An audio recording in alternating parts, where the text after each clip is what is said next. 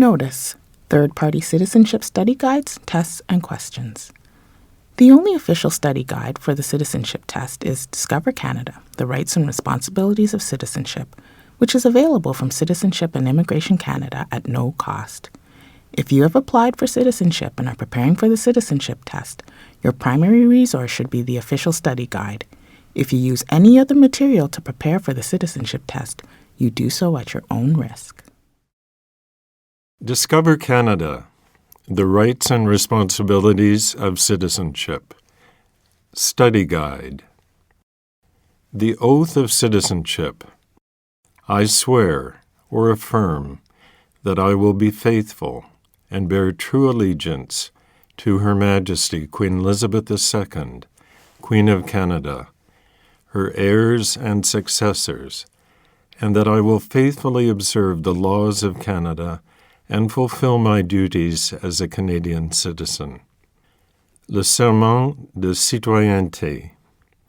Je jure, ou j'affirme solennellement, que je serai fidèle et porterai sincère allégeance à Sa Majesté, la Reine Élisabeth II, Reine du Canada, à ses héritiers et successeurs, que j'observerai fidèlement les lois du Canada et que je remplirai loyalement mes obligations de citoyen canadien. Understanding the Oath. In Canada, we profess our loyalty to a person who represents all Canadians and not to a document such as a constitution, a banner such as a flag, or a geopolitical entity such as a country. In our constitutional monarchy, these elements are encompassed by the sovereign, a queen or king. It is a remarkably simple yet powerful principle.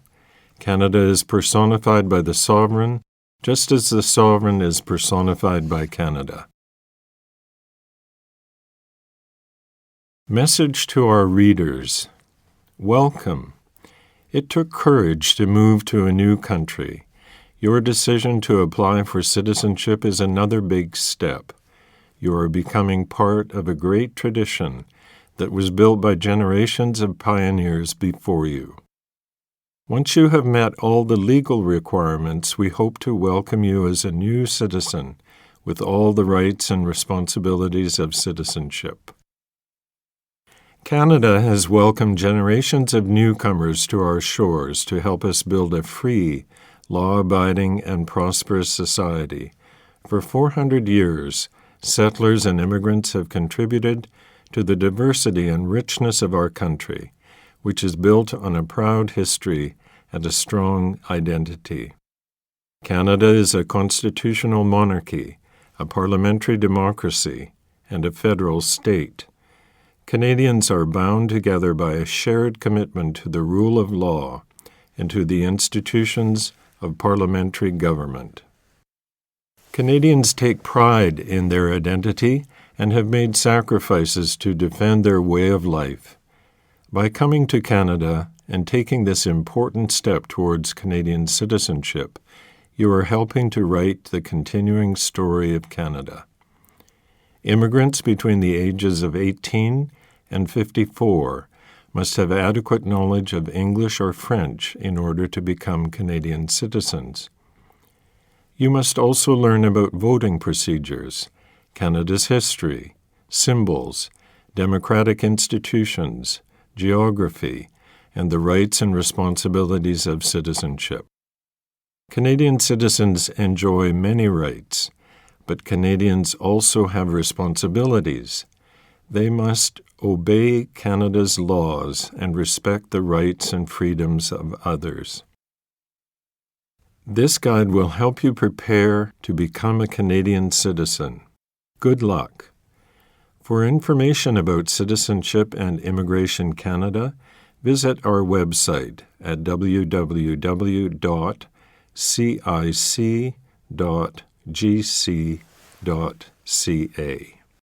Applying for citizenship.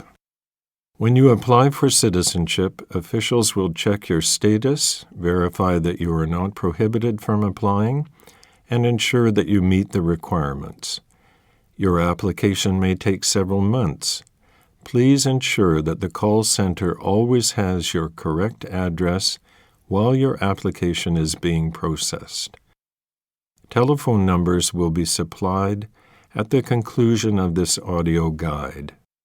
Caption: Images of citizens taking the oath. How to use this booklet to prepare for the citizenship test. This booklet will help you prepare for the citizenship test. You should study this guide, ask a friend or family member to help you practice answering questions about Canada, call a local school or school board, a college, a community center, or a local organization that provides services to immigrants, and ask for information on citizenship classes.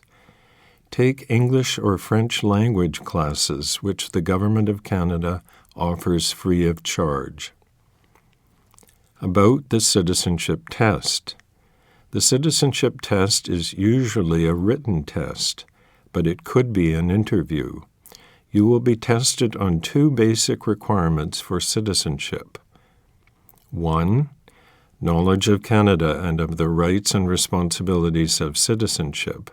And 2. Adequate knowledge of English or French. Adult applicants 55 years of age and over do not need to write the citizenship test. The citizenship regulations provide information on how your ability to meet the Knowledge of Canada requirement is determined. Information about these regulations will be provided later in this audio guide. All the citizenship test questions are based on the subject areas noted in the citizenship regulations, and all required information is provided in this study guide. After the test. If you pass the test and meet all the other requirements, you will receive a notice to appear to take the oath of citizenship. This document tells you the date, time, and place of your citizenship ceremony. At the ceremony, you will take the oath of citizenship, sign the oath form, and receive your Canadian citizenship certificate. If you do not pass the test, you will receive a notification indicating the next steps. You are encouraged to bring your family and friends to celebrate this occasion. Rights and responsibilities of citizenship. Canadian citizens have rights and responsibilities. These come to us from our history, are secured by Canadian law, and reflect our shared traditions, identity, and values. Canadian law has several sources, including laws passed by Parliament and the provincial legislatures, English common law, the Civil Code of France, and the unwritten constitution that we have inherited from Great Britain. Together, these secure for Canadians an 800-year-old tradition of ordered liberty, which dates back to the signing of Magna Carta in 1215 in England, also known as the Great Charter of Freedoms, including freedom of conscience and religion, freedom of thought, belief, opinion, and expression, including freedom of speech and of the press, freedom of peaceful assembly, and freedom of association. Habeas corpus, the right to challenge unlawful detention by the state, comes from English common law. The Constitution of Canada was amended in 1982 to entrench the Canadian Charter of Rights and Freedoms, which begins with the words, "Whereas Canada is founded upon principles that recognize the supremacy of God and the rule of law." This phrase underlines the importance of religious traditions to Canadian society and the dignity and worth of the human person. The Charter attempts to summarize fundamental freedoms while also setting out additional rights. The most important of these include mobility rights. Canadians can live and work anywhere they choose in Canada, enter and leave the country freely, and apply for a passport. Aboriginal people's rights. The rights guaranteed in the Charter will not adversely affect any treaty or other rights or freedoms of Aboriginal peoples. Official language rights and minority language educational rights. French and English have equal status in Parliament and throughout the government. Multiculturalism. A fundamental characteristic of the Canadian heritage and identity. Canadians celebrate the gift of one another's presence and work hard to respect pluralism and live in harmony. Caption: Image of Queen Elizabeth II proclaiming the amended Constitution in Ottawa in 1982. The equality of women and men. In Canada, men and women are equal under the law. Canada's openness and generosity do not extend to barbaric cultural practices that tolerate spousal abuse, honor killings, female genital mutilation, forced marriage, or other gender-based violence. Those guilty of these crimes are severely punished under Canada's criminal laws. Citizenship responsibilities. In Canada, rights come with responsibilities. These include obeying the law. One of Canada's founding principles is the rule of law. Individuals and governments are regulated by laws and not by arbitrary actions. No person or group is above the law. Taking responsibility for oneself and one's family, getting a job, taking care of one's family, and working hard in keeping with one's abilities are important Canadian values. Work contributes to personal dignity and self-respect and to Canada's prosperity. Serving on a jury. When called to do so, you are legally required to serve. Serving on a jury is a privilege that makes the justice system work, as it depends on impartial juries made up of citizens. Voting in elections.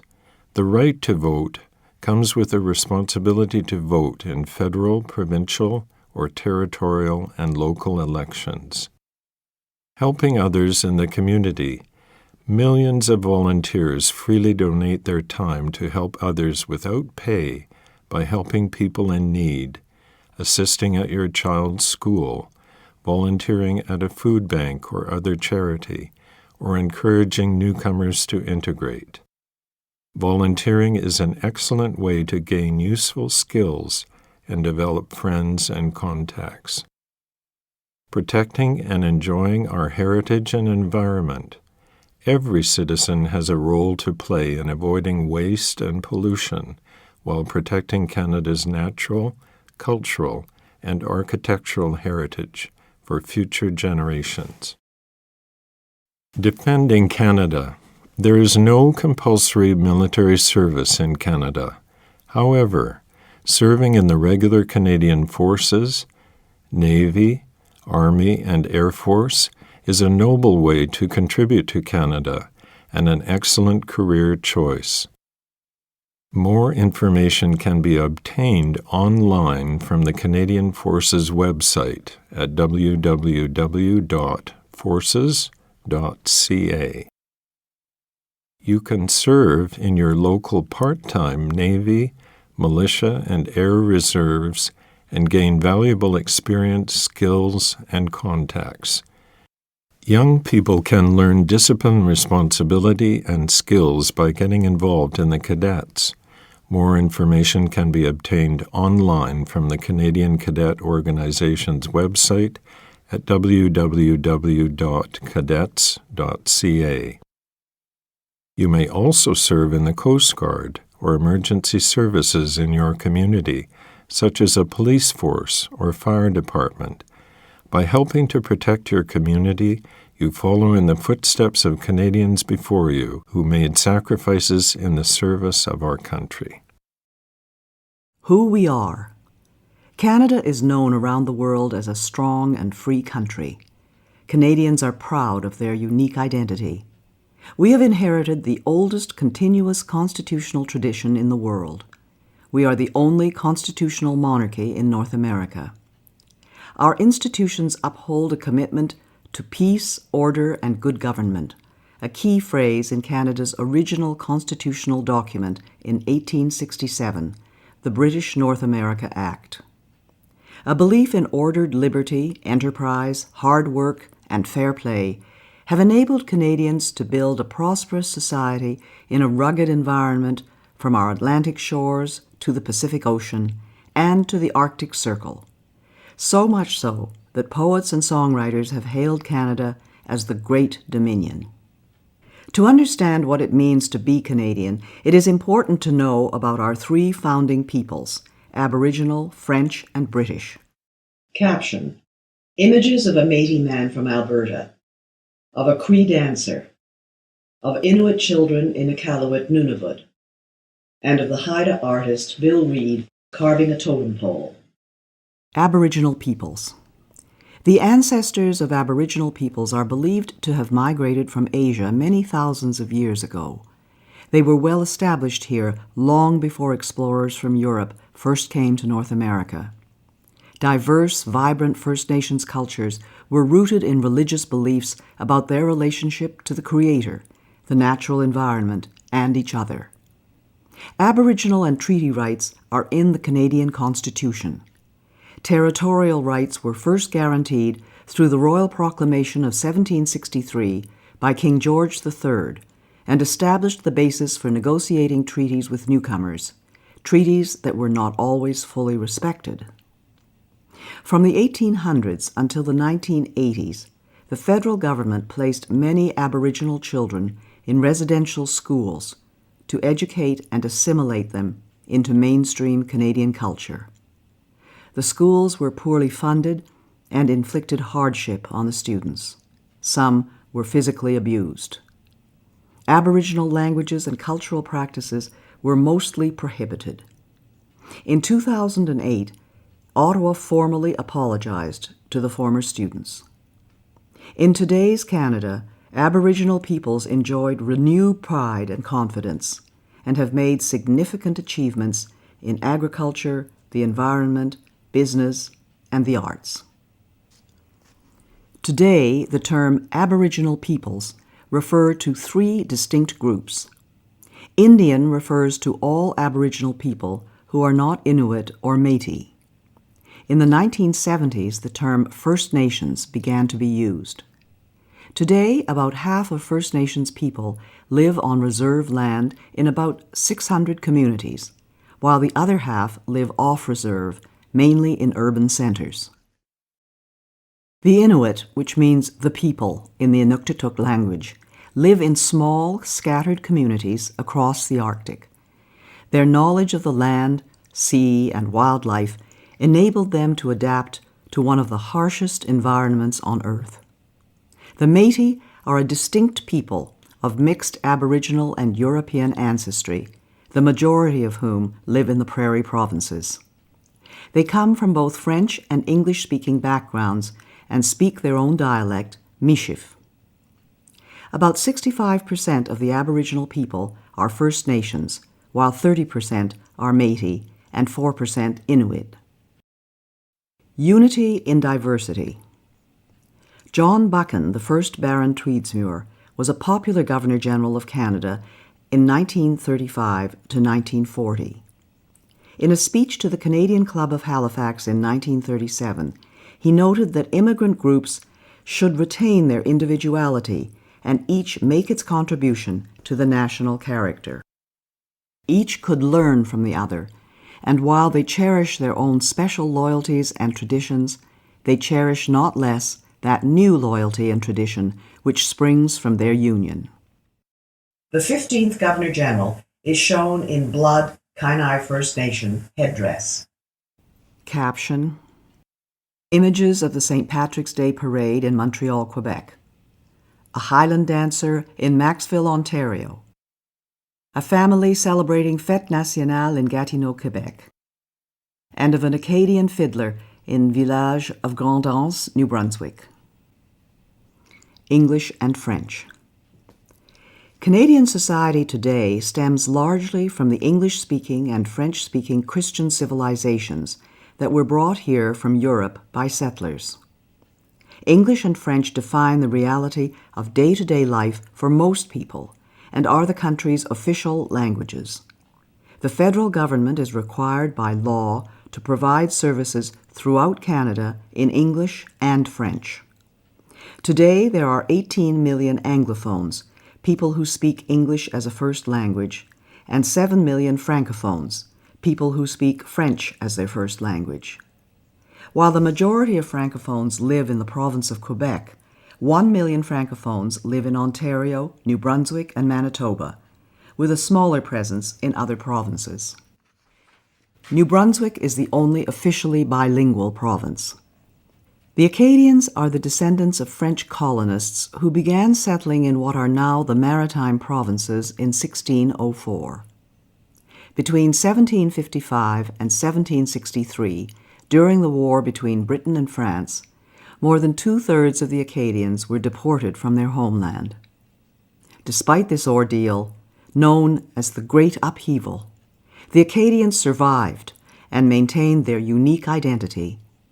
Today, Acadian culture is flourishing and is a lively part of French-speaking Canada. Quebecers are the people of Quebec, the vast majority French-speaking. Most are descendants of 8,500 French settlers from the 1600s and 1700s and maintain a unique identity, culture, and language. The House of Commons recognized in 2006 that the Québécois form a nation within a united Canada. 1 million Anglo-Quebecers have a heritage of 250 years and form a vibrant part of the Quebec fabric. The basic way of life in English-speaking areas was established by hundreds of thousands of English, Welsh, Scottish, and Irish settlers, soldiers, and migrants from the 1600s to the 20th century. Generations of pioneers and builders of British origins, as well as other groups, invested and endured hardship in laying the foundations of our country. This helps explain why Anglophones, or English speakers, are generally referred to as English Canadians. Becoming Canadian. Some Canadians immigrate from places where they have experienced warfare or conflict. Such experiences do not justify bringing to Canada violent, extreme, or hateful prejudices. In becoming Canadian, newcomers are expected to embrace democratic principles such as the rule of law. Caption: Images of the celebration of cultures in Edmonton, Alberta, of Ismaili Muslims in the Calgary Stampede, Alberta, of the Caribbean Cultural Festival in Toronto, Ontario, of the Ukrainian Pysanka Festival in Vegreville, Alberta, of young Polish dancers in Oliver, British Columbia, and of the pipes and drums in Ottawa. Diversity in Canada. The majority of Canadians were born in this country, and this has been true since the 1800s. However, Canada is often referred to as a land of immigrants because over the past 200 years, millions of newcomers have helped to build and defend our way of life. Many ethnic and religious groups live and work in peace as proud Canadians. The largest groups are the English, French, Scottish, Irish, German, Italian, Chinese, Aboriginal, Ukrainian, Dutch, South Asian, and Scandinavian. Since the 1970s, most immigrants have come from Asian countries. Non-official languages are widely spoken in Canadian homes. Chinese languages are the second most spoken at home after English in 2 of Canada's biggest cities. In Vancouver, 13% of the population speak Chinese languages at home. In Toronto, the number is 7%. The great majority of Canadians identify as Christians. The largest religious affiliation is Catholic, followed by various Protestant churches. The numbers of Muslims, Jews, Hindus, Sikhs, and members of other religions, as well as people who state no religion, are also growing. In Canada, the state has traditionally partnered with faith communities to promote social welfare, harmony, and mutual respect, to provide schools and health care, to resettle refugees, and to uphold religious freedom, religious expression, and freedom of conscience. Canada's diversity includes gay and lesbian Canadians who enjoy the full protection of and equal treatment under the law, including access to civil marriage. Together, these diverse groups sharing a common Canadian identity make up today's multicultural society. Caption: Images of Christmas in Gatineau, Chinese-Canadian War Veterans, Notre-Dame-des-Victoires in Quebec City, and the Chinese New Year celebration in Vancouver. Image of Marjorie Turner Bailey with caption: Olympian Marjorie Turner Bailey of Nova Scotia is a descendant of Black Loyalists, escaped slaves, and freed men and women of African origin who in the 1780s fled to Canada from America, where slavery remained legal until 1863. Canada's history. Aboriginal peoples. When Europeans explored Canada, they found all regions occupied by native peoples they called Indians, because the first explorers thought they had reached the East Indies. The native people lived off the land, some by hunting and gathering, others by raising crops. The Huron-Wendat of the Great Lake region, like the Iroquois, were farmers and hunters. The Cree and Dene of the Northwest were hunter-gatherers. The Sioux were nomadic, following the bison or buffalo herd. The Inuit lived off Arctic wildlife. West Coast natives preserved fish by drying and smoking. Warfare was common among Aboriginal groups as they competed for land, resources, and prestige. The arrival of the European traders, missionaries, soldiers, and colonists changed the native way of life forever. Large numbers of Aboriginals died of European diseases to which they lacked immunity. However, Aboriginals and Europeans formed strong economic, religious, and military bonds in the first 200 years of coexistence, which laid the foundations of Canada. Caption: Image of an Indian encampment during fur trade era. The first Europeans. The Vikings from Iceland who colonized Greenland 1,000 years ago also reached Labrador and the island of Newfoundland. The remains of their settlement, L'Anse aux Meadows, are a World Heritage Site.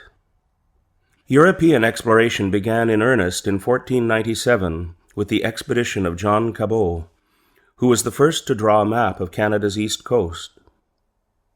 Image of John Cabot with caption: John Cabot, an Italian immigrant to England, was the first to map Canada's Atlantic shore, setting foot on Newfoundland, or Cape Breton Island, in 1497, and claiming the new-found land for England.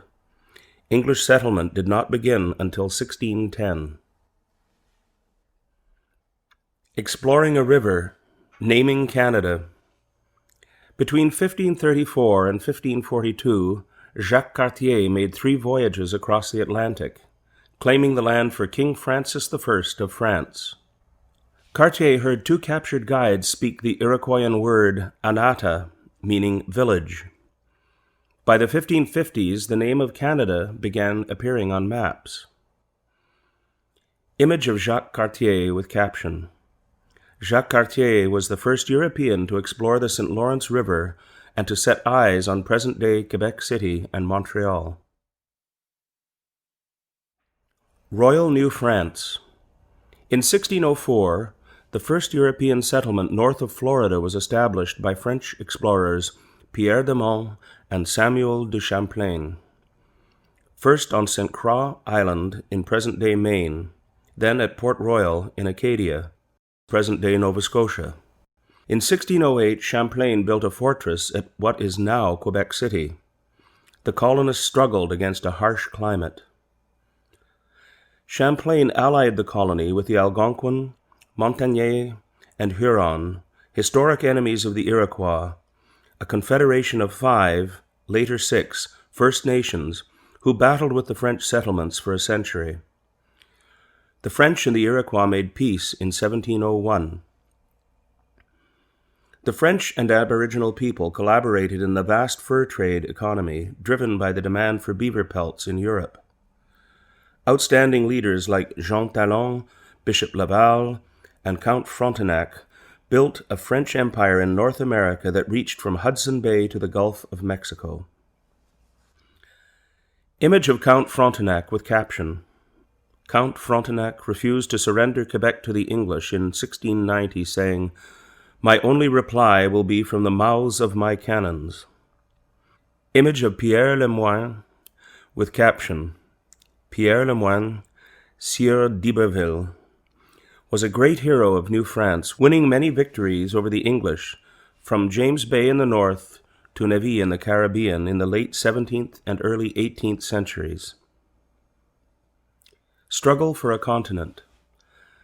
In 1670, King Charles II of England granted the Hudson's Bay Company exclusive trading rights over the watershed draining into Hudson Bay. For the next 100 years, the company competed with Montreal-based traders. The skilled and courageous men who traveled by canoe were called voyageurs and coureurs des bois, and formed strong alliances with First Nations. English colonies along the Atlantic seaboard dating from the early 1600s eventually became richer and more populous than New France. In the 1700s, France and Great Britain battled for control of North America. In 1759, the British defeated the French in the Battle of the Plains of Abraham at Quebec City, marking the end of France's empire in America. The commanders of both armies, Brigadier James Wolfe and the Marquis de Montcalm, were killed leading their troops in battle. The province of Quebec. Following the war, Great Britain renamed the colony the Province of Quebec. The French-speaking Catholic people, known as habitants or Canadiens, strove to preserve their way of life in the English-speaking Protestant-ruled British Empire.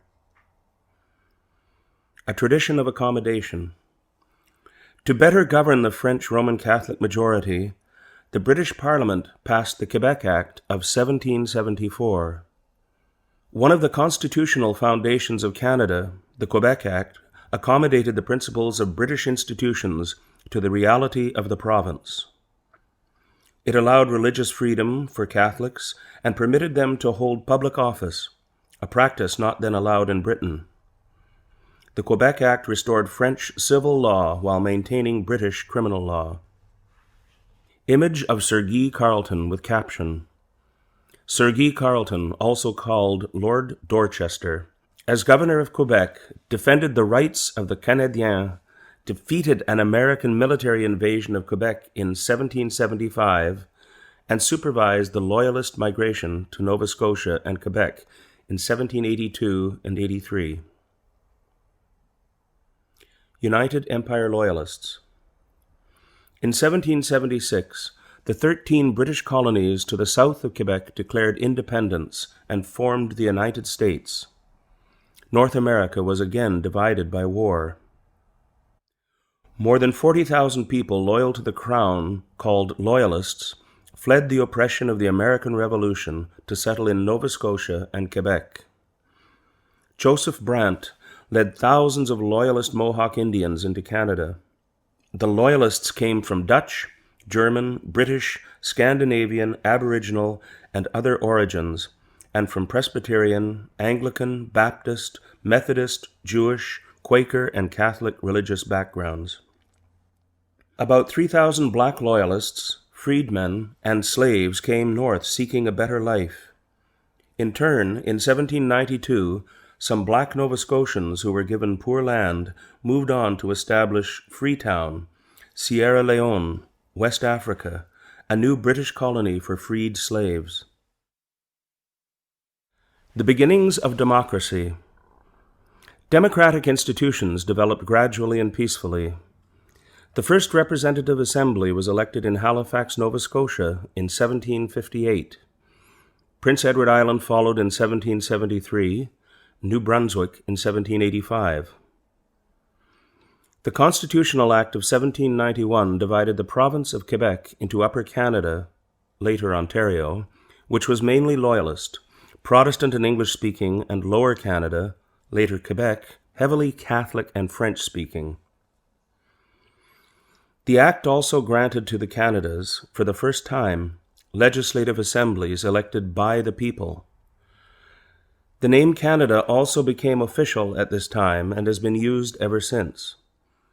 The Atlantic colonies and the two Canadas were known collectively as British North America. Image of the Assembly of Lower Canada with caption. The first elected Assembly of Lower Canada in Quebec City debates whether to use both French and English. January the 21st, 1793. Abolition of slavery. Slavery has existed all over the world, from Asia, Africa, and the Middle East to the Americas. The first movement to abolish the transatlantic slave trade emerged in the British Parliament in the late 1700s. In 1793, Upper Canada, led by Lieutenant Governor John Graves Simcoe, a Loyalist military officer, became the first province in the Empire to move toward abolition. In 1807, the British Parliament prohibited the buying and selling of slaves, and in 1833 abolished slavery throughout the Empire. Thousands of slaves escaped from the United States, followed the North Star, and settled in Canada via the Underground Railroad, a Christian anti-slavery network. Image of Lieutenant Colonel John Graves Simcoe with caption. Lieutenant Colonel John Graves Simcoe was Upper Canada's first Lieutenant Governor and founder of the city of York, now Toronto. Simcoe also made Upper Canada the first province in the British Empire to abolish slavery. Image of Marianne Shadd Carey with caption. Marianne Shadd Carey was an outspoken activist in the movement to abolish slavery in the USA. In 1853, she became the first woman publisher in Canada, helping to found and edit the Provincial Freeman, a weekly newspaper dedicated to anti-slavery, black immigration to Canada, temperance, urging people to drink less alcohol, and upholding British rule. A growing economy. The first companies in Canada were formed during the French and British regimes and competed for the fur trade. The Hudson's Bay Company, with French, British, and Aboriginal employees, came to dominate the trade in the Northwest, from Fort Garry, now Winnipeg, and Fort Edmonton, to Fort Langley near Vancouver and Fort Victoria, trading posts that later became cities. The first financial institutions opened in the late 18th and early 19th centuries. The Montreal Stock Exchange opened in 1832. For centuries, Canada's economy was based mainly on farming and on exporting natural resources such as fur, fish, and timber, transported by roads, lakes, rivers, and canals. The War of 1812. The Fight for Canada. After the defeat of Napoleon Bonaparte's fleet in the Battle of Trafalgar in 1805, the Royal Navy ruled the waves. The British Empire, which included Canada, fought to resist Bonaparte's bid to dominate Europe. This led to American resentment at British interference with their shipping. Believing it would be easy to conquer Canada, the United States launched an invasion in June 1812. The Americans were mistaken. Canadian volunteers and First Nations, including Shawnee, led by Chief Tecumseh, supported British soldiers in Canada's defense. In July, Major General Sir Isaac Brock captured Detroit but was killed while defending against an American attack at Queenston Heights near Niagara Falls, a battle the Americans lost. In 1813, Lieutenant Colonel Charles de Salaberry and 460 soldiers, mostly French Canadiens, turned back 4,000 American invaders at Châteauguay, south of Montreal. In 1813, the Americans burned Government House and the Parliament buildings in York, now Toronto. In retaliation in 1814, Major General Robert Ross led an expedition from Nova Scotia that burned down the White House and other public buildings in Washington, D.C. Ross died in battle soon afterwards and was buried in Halifax with full military honors. By 1814, the American attempt to conquer Canada had failed. The British paid for a costly Canadian defense system, including the citadels at Halifax and Quebec City, the naval dry dock at Halifax and Fort Henry at Kingston, today popular historic sites. The present-day Canada-USA border is partly an outcome of the War of 1812, which ensured that Canada would remain independent of the United States. Image of a Royal Navy frigate with caption, HMS Shannon, a Royal Navy frigate, leads the captured USS Chesapeake into Halifax Harbor, 1813. There were also naval battles on the Great Lakes. Image of Brock and Tecumseh with caption, Major General Sir Isaac Brock and Chief Tecumseh. Together, British troops, First Nations, and Canadian volunteers defeated an American invasion in 1812 to 1814. Image of a militiaman with caption, French-Canadian militiaman helped defend Canada in the War of 1812. Image of the Duke of Wellington with caption, The Duke of Wellington sent some of his best soldiers to defend Canada in 1814.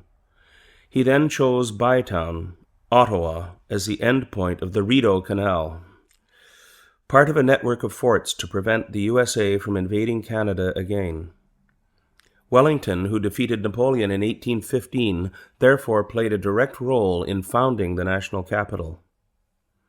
Image of Laura Secord with caption, In 1813, Laura Secord, pioneer wife and mother of 5 children, made a dangerous 19-mile or 30-kilometer journey on foot to warn Lieutenant James Fitzgibbon of a planned American attack. Her bravery contributed to victory at the Battle of Beaver Dams. She is recognized as a heroine to this day. Rebellions of 1837-1838. In the 1830s, reformers in Upper and Lower Canada believed that progress toward full democracy was too slow. Some believed Canada should adopt American Republican values or even try to join the United States. When armed rebellions occurred in 1837-1838 in the area outside Montreal and in Toronto, the rebels did not have enough public support to succeed. They were defeated by British troops and Canadian volunteers. A number of rebels were hanged or exiled. Some exiles later returned to Canada. Lord Durham, an English reformer sent to report on the rebellions, recommended that Upper and Lower Canada be merged and given responsible government. This meant that the ministers of the Crown must have the support of a majority of the elected representatives in order to govern. Controversially, Lord Durham also said that the quickest way for the Canadiens to achieve progress was to assimilate into English-speaking Protestant culture. This recommendation demonstrated a complete lack of understanding of French Canadians, who sought to uphold the distinct identity of French Canada. Some reformers, including Sir Etienne Paschal Taché and Sir Georges Etienne Cartier, later became fathers of Confederation, as did a former member of the voluntary government militia in Upper Canada, Sir John A. Macdonald. Responsible government. In 1840, Upper and Lower Canada were united as the province of Canada. Reformers such as Sir Louis Hippolyte Lafontaine and Robert Baldwin, in parallel with Joseph Howe in Nova Scotia, worked with British governors toward responsible government. The first British North American colony to attain full responsible government was Nova Scotia in 1847 to 1848. In 1848 and 1849, the Governor of United Canada, Lord Elgin, with encouragement from London, introduced responsible government. This is the system that we have today. If the government loses a confidence vote in the Assembly, it must resign. La Fontaine, a champion of democracy and French language rights, became the first leader of a responsible government in the Canadas. Image of Sir Louis Hippolyte La Fontaine with caption, Sir Louis Hippolyte La Fontaine, a champion of French language rights, became the first head of a responsible government, similar to a prime minister, in Canada in 1849. Confederation. From 1864 to 1867, representatives of Nova Scotia, New Brunswick, and the province of Canada, with British support, worked together to establish a new country. These men are known as the Fathers of Confederation. They created two levels of government, federal and provincial. The old province of Canada was split into two new provinces, Ontario and Quebec, which together with New Brunswick and Nova Scotia formed the new country called the Dominion of Canada. Each province would elect its own legislature and have control of such areas as education and health. The British Parliament passed the British North America Act in 1867. The Dominion of Canada was officially born on July 1, 1867. Until 1982, July 1st was celebrated as Dominion Day, to commemorate the day that Canada became a self-governing dominion. Today, it is officially known as Canada Day. Image of the Fathers of Confederation with caption, The Fathers of Confederation established the Dominion of Canada on July 1, 1867, the birth of the country that we know today. Image of Dominion of Canada $1 bill with caption, Dominion of Canada $1 bill, 1923, showing King George V, who assigned Canada's national colors, white and red, in 1921, the colors of our national flag today. Dominion from sea to sea. Sir Leonard Tilley, an elected official and father of Confederation from New Brunswick, suggested the term Dominion of Canada in 1864. He was inspired by Psalm 72 in the Bible, which refers to dominion from sea to sea and from the river to the ends of the earth.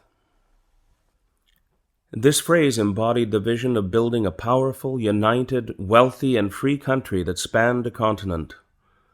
The title was written into the Constitution, was used officially for about 100 years, and remains part of our heritage today. Expansion of the Dominion. The following list identifies when the provinces and territories became part of Canada. 1867, Ontario, Quebec, Nova Scotia, and New Brunswick. 1870, Manitoba and the Northwest Territories. 1871, British Columbia. 1873, Prince Edward Island. 1880, the Arctic Islands were transferred to the Northwest Territories. 1898, the Yukon Territory. 1905, Alberta and Saskatchewan. 1949, Newfoundland and Labrador. 1999, Nunavut. Did you know? In the 1920s, some believed that the British West Indies, British territories in the Caribbean Sea, should become part of Canada. This did not occur, though Canada and Commonwealth Caribbean countries and territories enjoy close ties today. Canada's first Prime Minister. In 1867, Sir John Alexander Macdonald, a father of Confederation, became Canada's first Prime Minister. Born in Scotland on January 11, 1815, he came to Upper Canada as a child. He was a lawyer in Kingston, Ontario, a gifted politician, and a colorful personality. Parliament has recognized January the 11th as Sir John A. Macdonald Day. His portrait is on the $10 bill. Caption: Image of Sir John Macdonald. Sir George Etienne Cartier was the key architect of Confederation from Quebec. A railway lawyer, Montrealer, close ally of Macdonald and patriotic Canadien, Cartier led Quebec into Confederation and helped negotiate the entry of the Northwest Territories, Manitoba, and British Columbia into Canada. Challenge in the West. When Canada took over the vast Northwest region from the Hudson's Bay Company in 1869, the 12,000 Métis of the Red River were not consulted.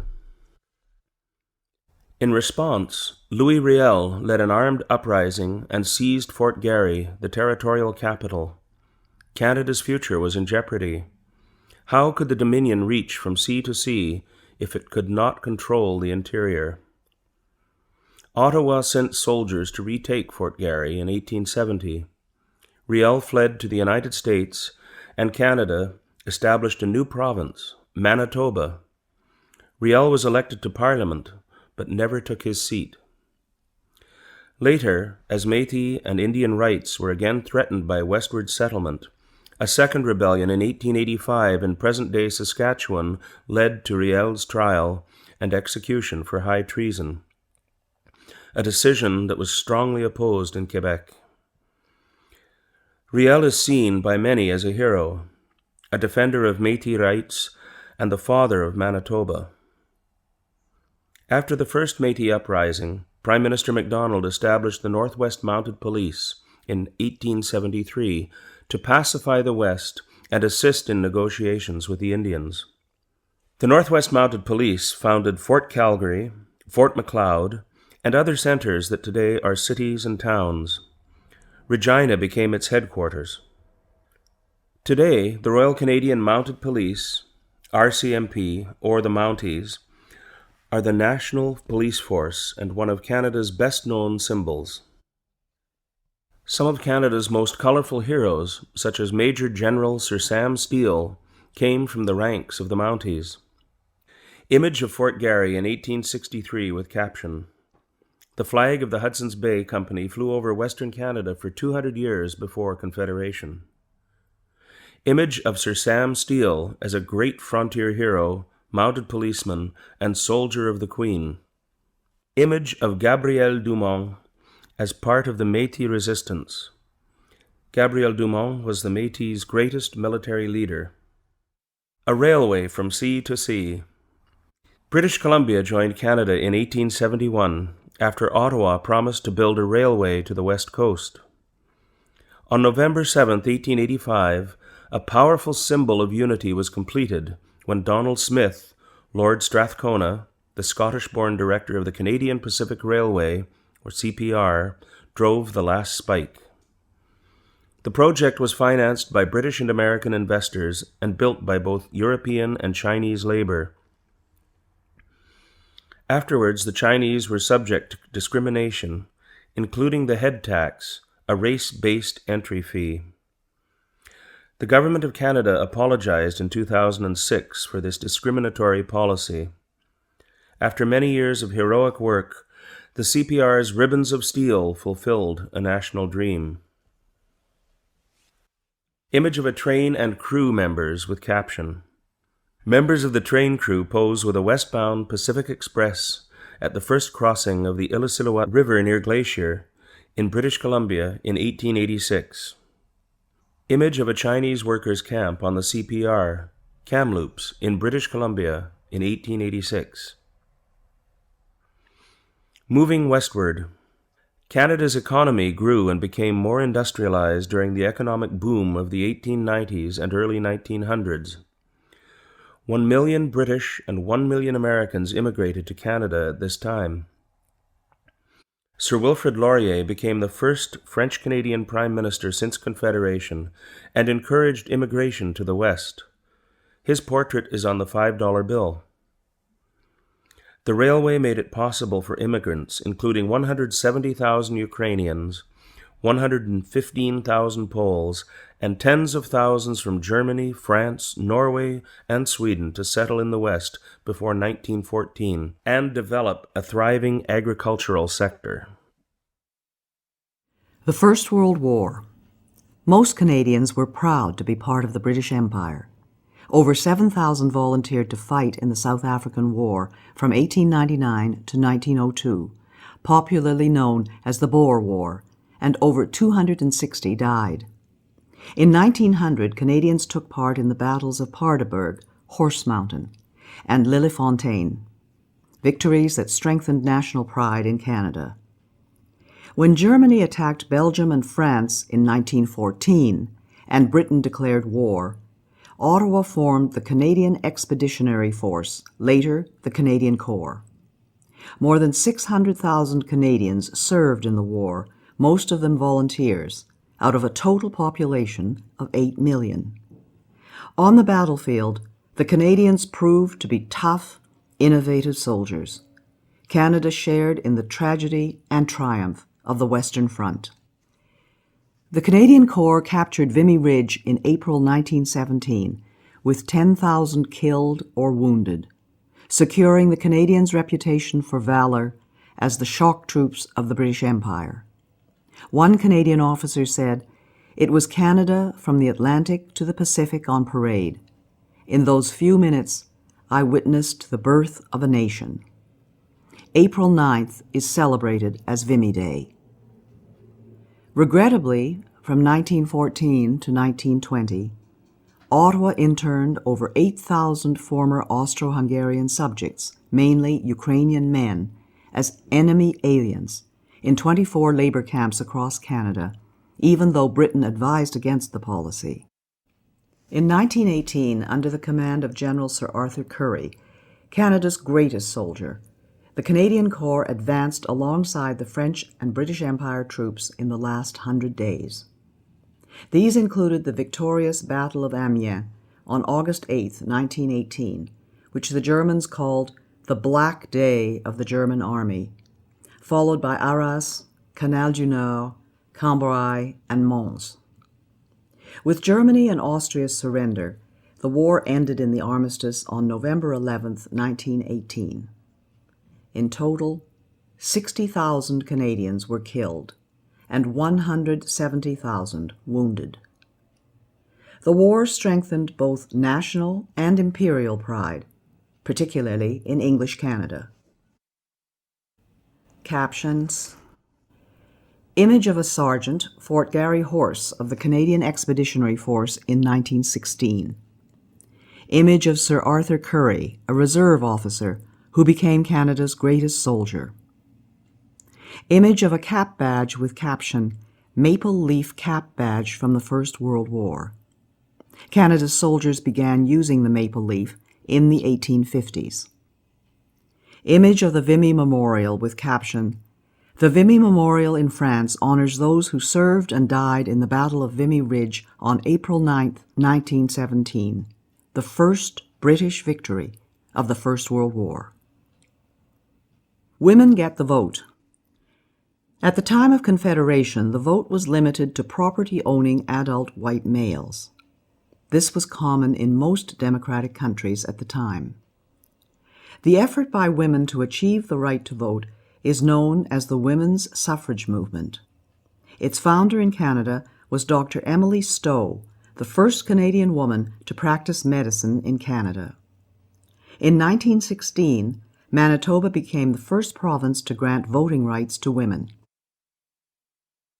In 1917, thanks to the leadership of women such as Dr. Stowe and other suffragettes, the federal government of Sir Robert Borden gave women the right to vote in federal elections, first to nurses at the battlefront, then to women who were related to men in active wartime service. In 1918, most Canadian female citizens aged 21 and over were granted the right to vote in federal elections. In 1921, Agnes MacPhail, a farmer and teacher, became the first woman MP. Due to the work of Thérèse Casgrain and others, Quebec granted women the vote in 1940. Image of Agnes MacPhail.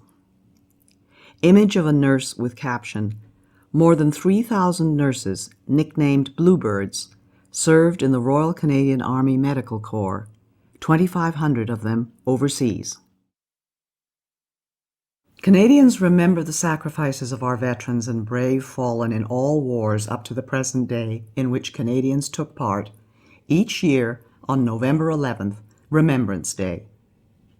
Canadians wear the red poppy and observe a moment of silence at the 11th hour of the 11th day of the 11th month to honor the sacrifices of over 1 million brave men and women who have served and the 110,000 who have given their lives.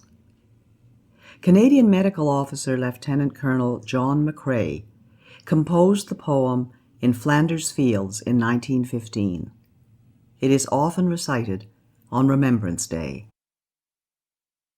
In Flanders fields, the poppies blow between the crosses, row on row that mark our place, and in the sky the larks, still bravely singing, fly scarce heard amid the guns below. We are the dead. Short days ago we lived, felt dawn, saw sunset glow, loved and were loved, and now we lie in Flanders fields. Take up our quarrel with the foe. To you from failing hands we throw the torch. Be yours to hold it high. If ye break faith with us who die, we shall not sleep, though poppies grow in Flanders fields.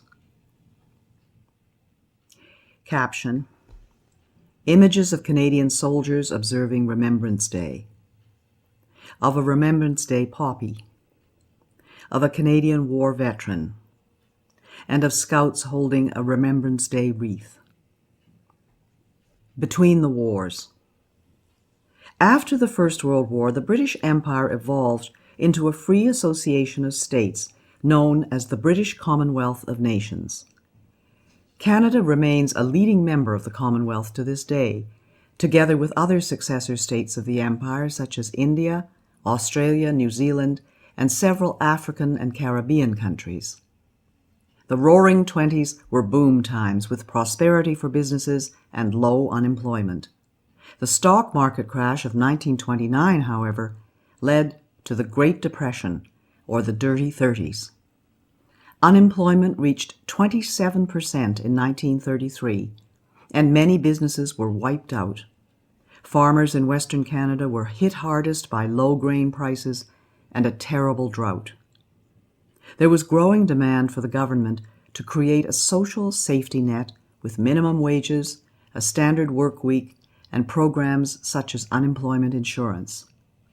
The Bank of Canada, a central bank to manage the money supply and bring stability to the financial system, was created in 1934. Immigration dropped, and many refugees were turned away, including Jews trying to flee Nazi Germany in 1939. Caption: Image of Phil Edwards with caption: Phil Edwards was a Canadian track and field champion. Born in British Guyana, he won bronze medals for Canada in the 1928, 1932, and 1936 Olympics, then graduated from McGill University Medical School. He served as a captain in the Canadian Army during the Second World War, and as a Montreal doctor, became an expert in tropical diseases. The D-Day invasion, June 6, 1944.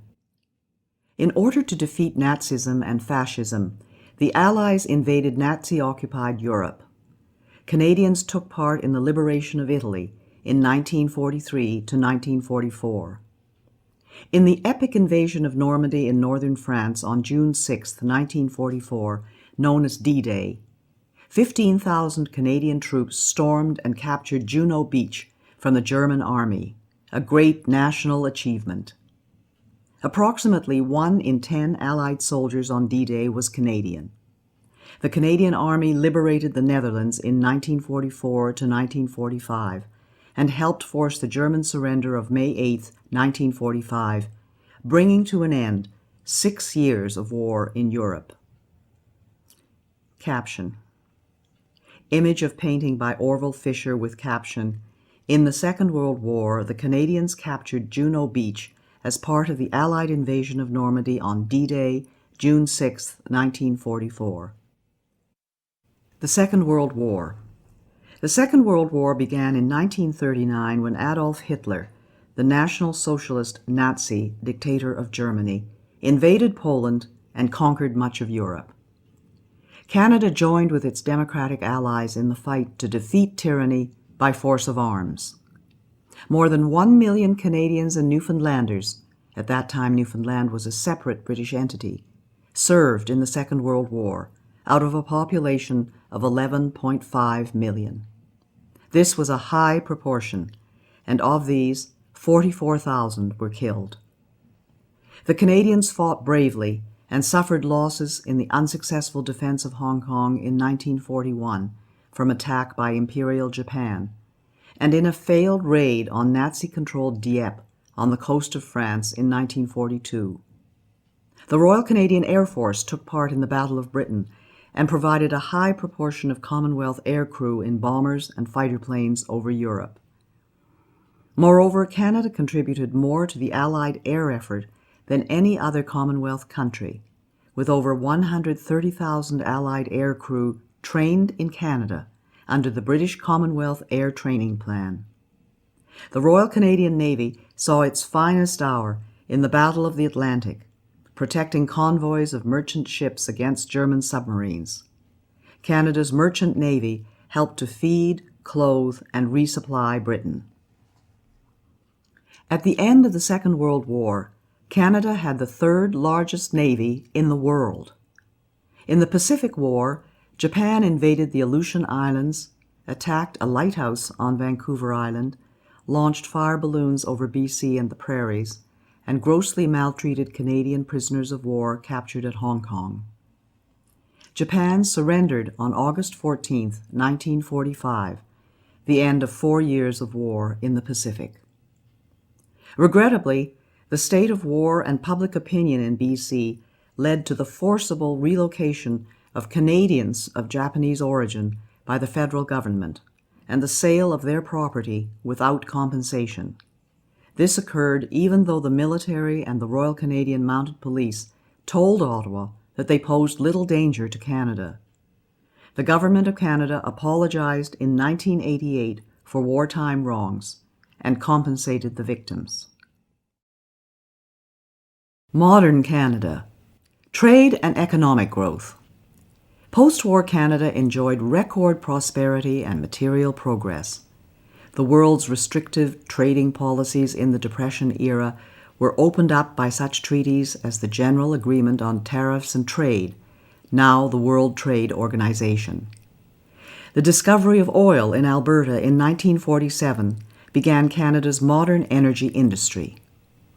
In 1951, for the first time, a majority of Canadians were able to afford adequate food, shelter, and clothing.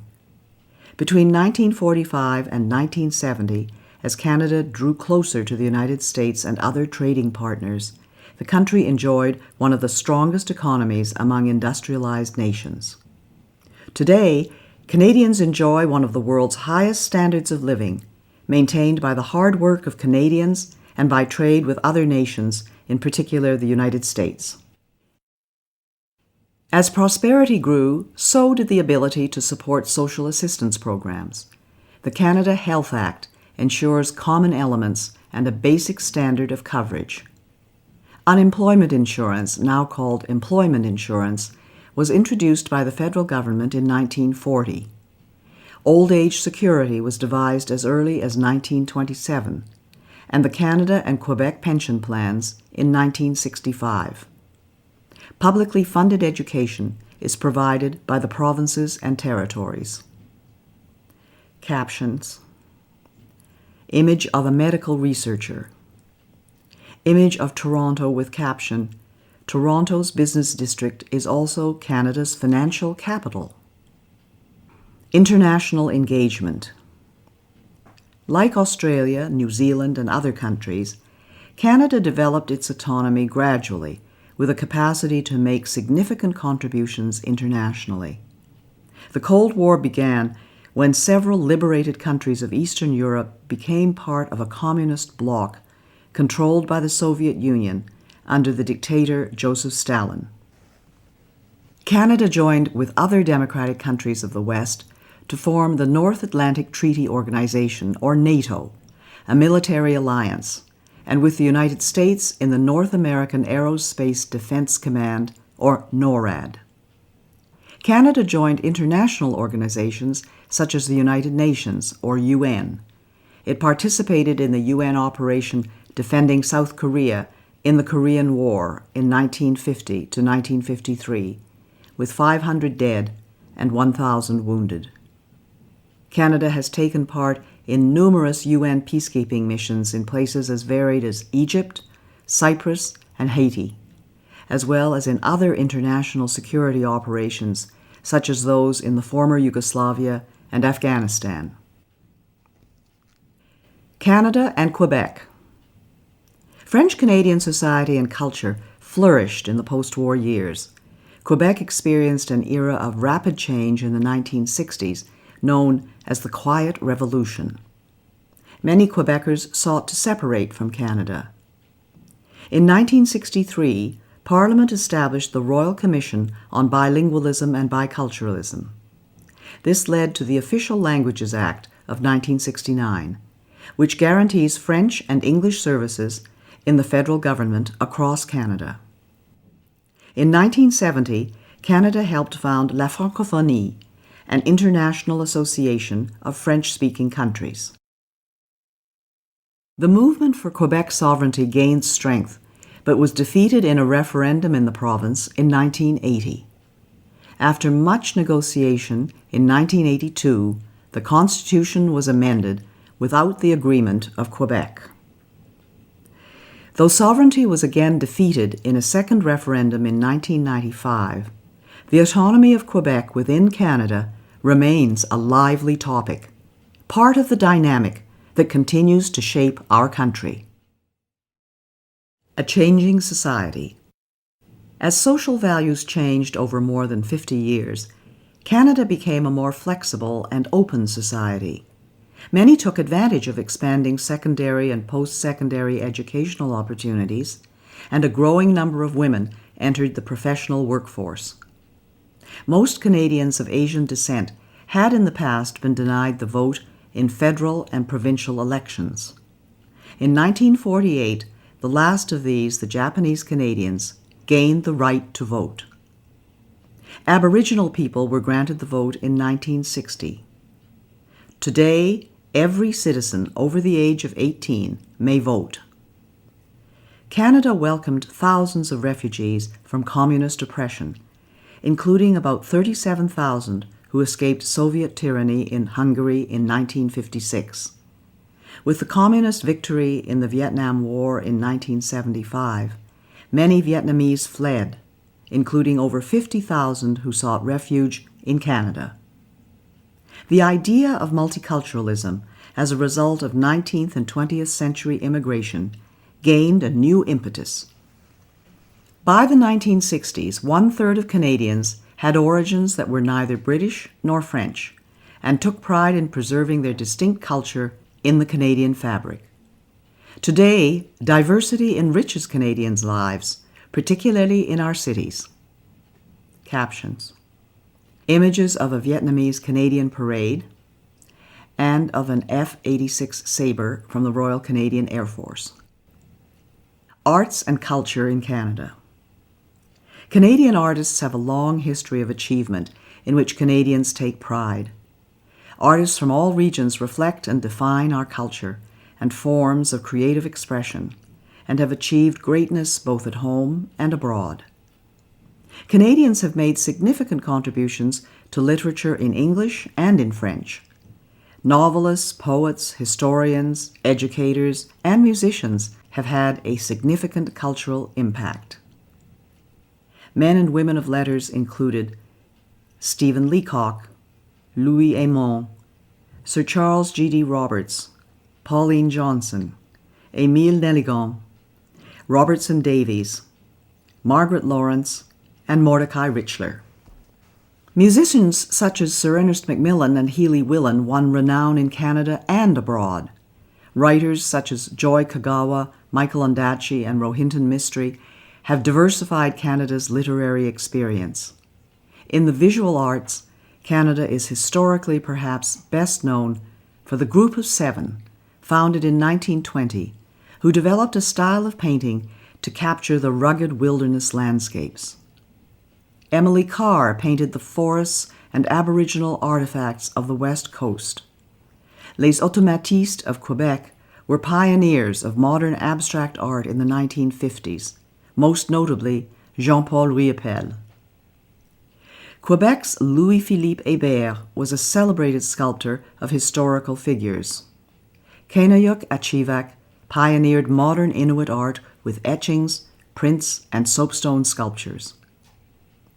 Canada has a long and respected performing arts history, with a network of regional theatres and world-renowned performing arts companies. The films of Denis Arcand have been popular in Quebec and across the country and have won international awards. Other noteworthy Canadian filmmakers include Norman Jewison and Atta Magoyan. Canadian television has had a popular following. Captions: images of Cirque du Soleil and of Tom Thomson's painting The Jack Pine. Sports have flourished as all provinces and territories have produced amateur and professional star athletes and Olympic medal winners. Basketball was invented by Canadian James Naismith in 1891. Many major league sports boast Canadian talent, and in the national sport of ice hockey, Canadian teams have dominated the world. In 1996, at the Olympic Summer Games, Donovan Bailey became a world record sprinter and double Olympic gold medalist. Chantal Petitclerc became a world champion wheelchair racer and Paralympic gold medalist. One of the greatest hockey players of all time, Wayne Gretzky, played for the Edmonton Oilers from 1979 to 1988. In 1980, Terry Fox, a British Columbian who lost his right leg to cancer at the age of 18, began a cross-country run, the Marathon of Hope, to raise money for cancer research. He became a hero to Canadians.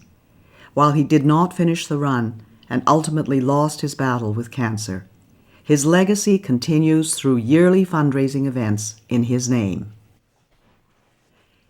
In 1985, fellow British Columbian Rick Hansen circled the globe in a wheelchair to raise funds for spinal cord research. Canadian advances in science and technology are world-renowned and have changed the way the world communicates and does business. Marshall McLuhan and Harold Innis were pioneer thinkers.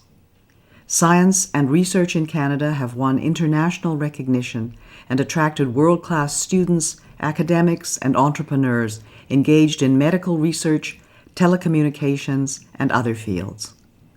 Since 1989, the Canadian Space Agency and Canadian astronauts have participated in space exploration, often using the Canadian-designed and built Canadarm.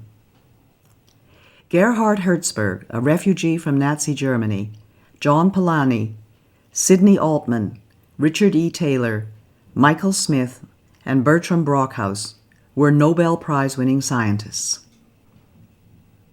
Captions: images of Donovan Bailey, Chantal Petitclerc, Terry Fox, and Wayne Gretzky. Image of Mark Tewksbury with caption, Mark Tewksbury, Olympic gold medalist and prominent activist for gay and lesbian Canadians.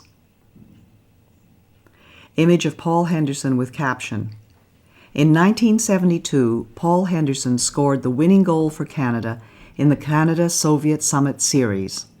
This goal is often referred to as the goal heard around the world and is still remembered today as an important event in both sports and cultural history. Image of Catriona LeMay Doan with caption, Catriona LeMay Doan carries the flag after winning a gold medal in speed skating at the 2002 Olympic Winter Games. Image of a Canadian football game with caption, Canadian football is a popular game that differs in a number of ways from American football. Professional teams in the Canadian Football League, CFL, compete for the Championship Grey Cup, donated by Lord Grey, the Governor-General, in 1909. Great Canadian discoveries and inventions. Canadians have made various discoveries and inventions. Some of the most famous are listed below. Alexander Graham Bell hit on the idea of the telephone at his summer house in Canada. Joseph Armand Bombardier invented the snowmobile, a lightweight winter vehicle. Sir Sandford Fleming invented the worldwide system of standard time zones. Matthew Evans and Henry Woodward together invented the first electric light bulb and later sold the patent to Thomas Edison, who more famously commercialized the light bulb. Reginald Fessenden contributed to the invention of radio, sending the first wireless voice message in the world.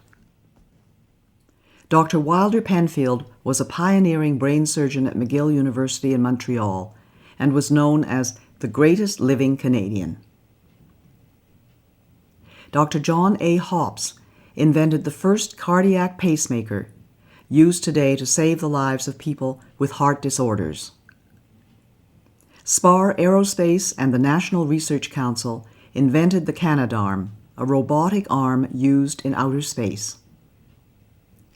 Mike Lazaradis and Jim Balsillie of Research in Motion, a wireless communications company known for its most famous invention, the BlackBerry. Caption: Image of Canadian scientific innovation at work with Canadarm 2. Image of Sir Frederick Banting with caption: Sir Frederick Banting of Toronto and Charles Best discovered insulin, a hormone to treat diabetes that has saved 16 million lives worldwide. Want to learn more about Canada's history? Visit a museum or national historic site. Through artifacts, works of art, stories, images, and documents, museums explore the diverse events and accomplishments that formed Canada's history. Museums can be found in almost every city and town across Canada. National historic sites are located in all provinces and territories and include such diverse places as battlefields, archaeological sites, buildings, and sacred spaces. To find a museum or national historic site in your community or region, visit the websites of the Virtual Museum of Canada and Parks Canada listed at the end of this guide. The prosperity and diversity of our country depend on all Canadians working together to face challenges of the future. In seeking to become a citizen, you are joining a country that with your active participation will continue to grow and thrive.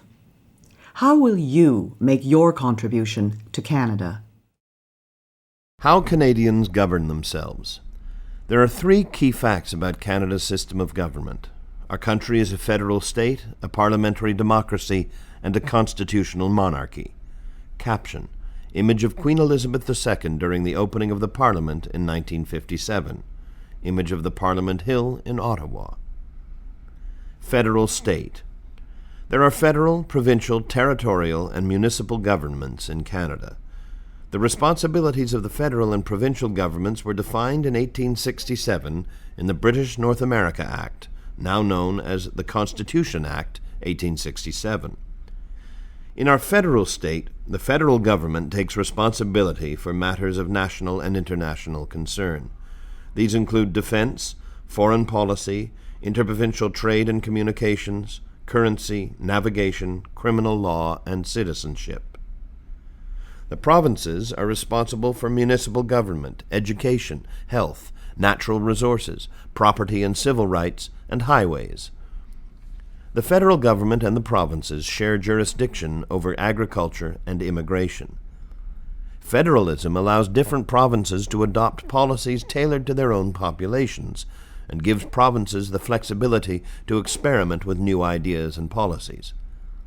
Every province has its own elected legislative assembly, like the House of Commons in Ottawa. The three northern territories, which have small populations, do not have the status of provinces, but their governments and assemblies carry out many of the same functions. Parliamentary democracy. In Canada's parliamentary democracy, the people elect members to the House of Commons in Ottawa and to the provincial and territorial legislatures. These representatives are responsible for passing laws, approving and monitoring expenditures, and keeping the government accountable. Cabinet ministers are responsible to the elected representatives, which means they must retain the confidence of the House and have to resign if they are defeated in a non-confidence vote. Parliament has three parts: the sovereign, a queen or king, the Senate, and the House of Commons. Provincial legislatures comprise the lieutenant governor and the elected assembly. In the federal government, the Prime Minister selects the cabinet ministers and is responsible for the operations and policy of the government. The House of Commons is the representative chamber made up of members of Parliament elected by the people, traditionally every 4 years. Senators are appointed by the Governor-General on the advice of the Prime Minister and serve until age 75. Both the House of Commons and the Senate consider and review bills, which are proposals for new laws. No bill can become law in Canada until it has been passed by both chambers and has received royal assent, granted by the Governor-General on behalf of the sovereign. Living in a democracy, Canadian citizens have the right and the responsibility to participate in making decisions that affect them. It is important for Canadians aged 18 or more to participate in their democracy by voting in federal, provincial, or territorial and municipal elections. The following are the steps for the legislative process in Canada, or how a bill becomes law. Step 1 is called first reading. The bill is considered read for the first time and is printed. Step 2 is called second reading. In this step, members debate the bill's principle. Step 3 is the committee stage. At this stage, committee members study the bill clause by clause. Step 4 is the report stage. At this stage, members can make other amendments to the bill. Step 5 is called the third reading. At this stage, members debate and vote on the bill. Step 6 is the Senate stage. The bill will follow a similar process in the Senate. Step 7 is called royal assent. The bill receives royal assent after being passed by both houses. Constitutional monarchy. As a constitutional monarchy, Canada's head of state is a hereditary sovereign, a queen or king, who reigns in accordance with the Constitution, the rule of law. The sovereign is a part of Parliament, playing an important non-partisan role as the focus of citizenship and allegiance, most visibly during royal visits to Canada.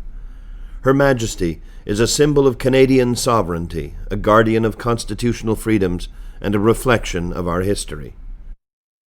The royal family's example of lifelong service to the community is an encouragement for citizens to give their best to their country. As head of the Commonwealth, the sovereign links Canada to 53 other nations that cooperate to advance social, economic, and cultural progress. Other constitutional monarchies include Denmark, Norway, Sweden, Australia, New Zealand, the Netherlands, Spain, Thailand, Japan, Jordan, and Morocco.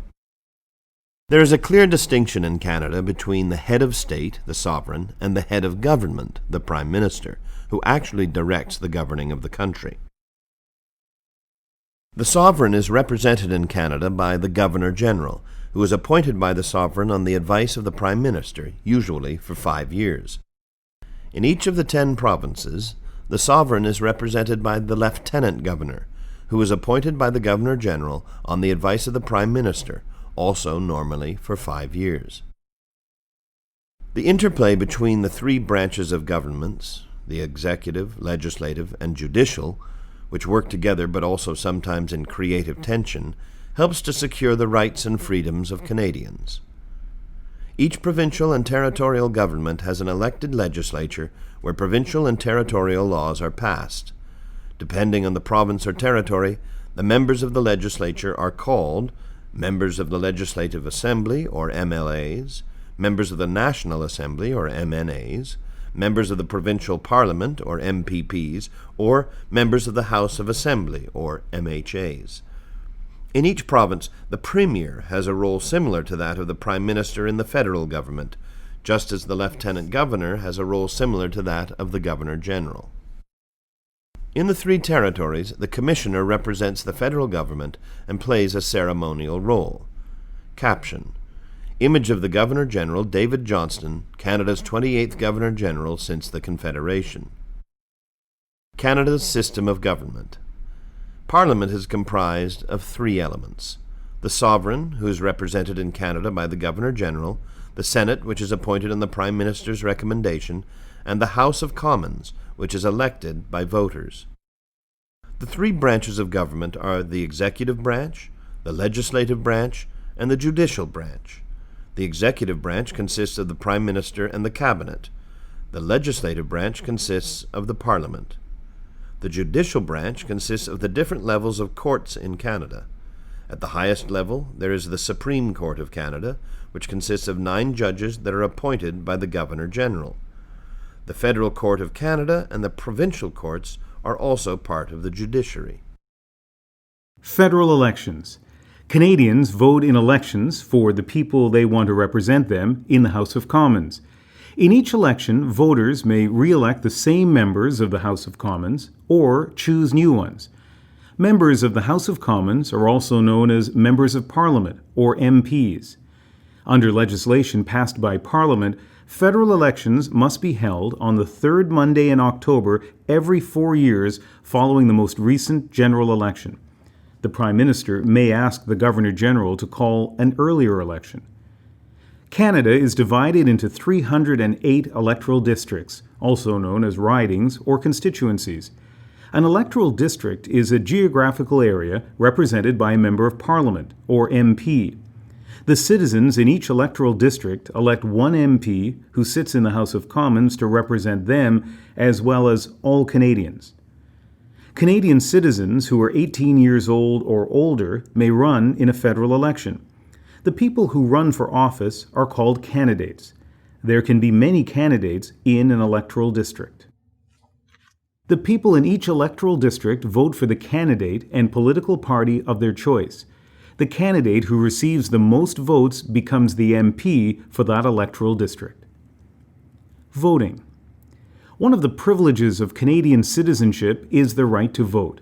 You are eligible to vote in a federal election or cast a ballot in a federal referendum if you are a Canadian citizen and at least 18 years old on voting day and on the voters list. The voters list used during federal elections and referendums are produced from the National Register of Electors by a neutral agency of Parliament called Elections Canada. This is a permanent database of Canadian citizens 18 years of age or older who are qualified to vote in federal elections and referendums. Once an election has been called, Elections Canada mails a voter information card to each elector whose name is in the National Register of Electors. The card lists when and where you vote and the number to call if you require an interpreter or other special services. Even if you choose not to be listed in the National Register of Electors or do not receive a voter information card, you can still be added to the voters list at any time, including on Election Day. To vote either on Election Day or at advance polls, go to the polling station listed on your voter information card. Caption: Image of the House of Commons chamber. Secret ballot. Canadian law secures the right to a secret ballot. This means that no one can watch you vote, and no one should look at how you voted. You may choose to discuss how you voted with others, but no one, including family members, your employer, or union representative, has the right to insist that you tell them how you voted. Immediately after the polling stations close, election officers count the ballots, and the results are announced on radio and television and in the newspapers. After an election. Ordinarily, after an election, the leader of the political party with the most seats in the House of Commons is invited by the Governor-General to form the government. After being appointed by the Governor-General, the leader of this party becomes the Prime Minister. If the party in power holds at least half of the seats in the House of Commons, this is called a majority government. If the party in power holds less than half of the seats in the House of Commons, this is called a minority government. The Prime Minister and the party in power run the government as long as they have the support or confidence of the majority of the MPs. When the House of Commons votes on a major issue such as the budget, this is considered a matter of confidence. If a majority of the members of the House of Commons vote against a major government decision, the party in power is defeated, which usually results in the Prime Minister asking the Governor-General, on behalf of the sovereign, to call an election. The Prime Minister chooses the ministers of the Crown, most of them from among members of the House of Commons. Cabinet ministers are responsible for running the federal government departments. The Prime Minister and the Cabinet ministers are called the Cabinet, and they make important decisions about how the country is governed. They prepare the budget and propose most new laws. Their decisions can be questioned by all members of the House of Commons. The opposition party, with the most members of the House of Commons, is the official opposition, or Her Majesty's loyal opposition. The role of opposition parties is to peacefully oppose or try to improve government proposals. There are three major political parties currently represented in the House of Commons: the Conservative Party, Liberal Party, and New Democratic Party. Caption: Image of the House of Commons in session. Voting procedures during an election period. The following provides more information about voting in Canada. The Voter Information Card. Electors whose information is in the National Register of Electors will receive a Voter Information Card. This confirms that your name is on the voters list and states when and where you vote. If you do not receive a Voter Information Card, call your local elections office to ensure that you are on the voters list. If you do not have the number, call Elections Canada in Ottawa at 1-800-463-6868. If you cannot or do not wish to vote on Election Day, you can vote at the advance polls or by special ballot. The dates and location are on your voter information card. On Election Day, go to your polling station. The location is on your voter information card. Bring this card and proof of your identity and address to the polling station. To mark your ballot, mark an X in the circle next to the name of the candidate of your choice. Your vote is secret. You will be invited to go behind the screen to mark your ballot. Once marked, fold it and present it to the poll officials. At the ballot box, the poll official will tear off the ballot number and give your ballot back to you to deposit in the ballot box. When the polls close, every ballot is counted and the results are made public. You can see the results on television or on the Elections Canada website, www.elections.ca. Other levels of government in Canada.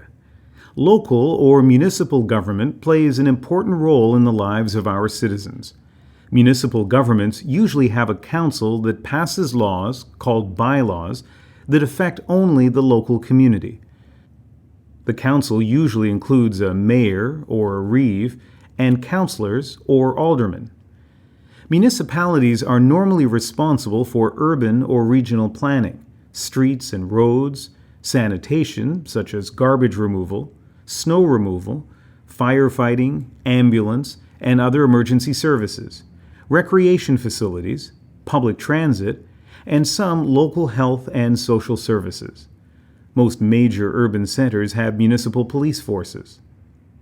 Provincial, territorial, and municipal elections are held by secret ballot, but the rules are not the same as those for federal elections.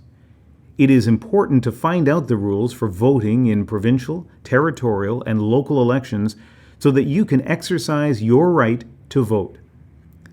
The First Nations have band chiefs and councillors who have major responsibilities on First Nations reserves, including housing, schools, and other services.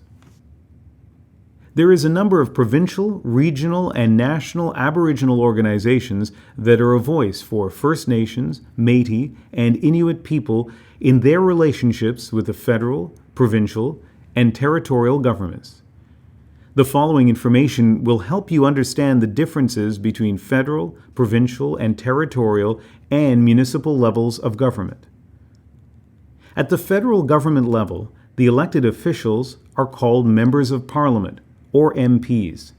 Some responsibilities at this level of government include national defense, foreign policy, citizenship, policing, international trade, criminal justice, Aboriginal affairs, immigration, agriculture, environment. Of these examples, immigration, agriculture, and the environment are shared responsibilities with the provincial or territorial level of government. At the provincial or territorial government level, the elected officials are called one of the following titles, depending on the province or territory: members of the Legislative Assembly, or MLAs, members of the National Assembly, or MNAs, members of the Provincial Parliament, or MPPs, or members of the House of Assembly, or MHAs.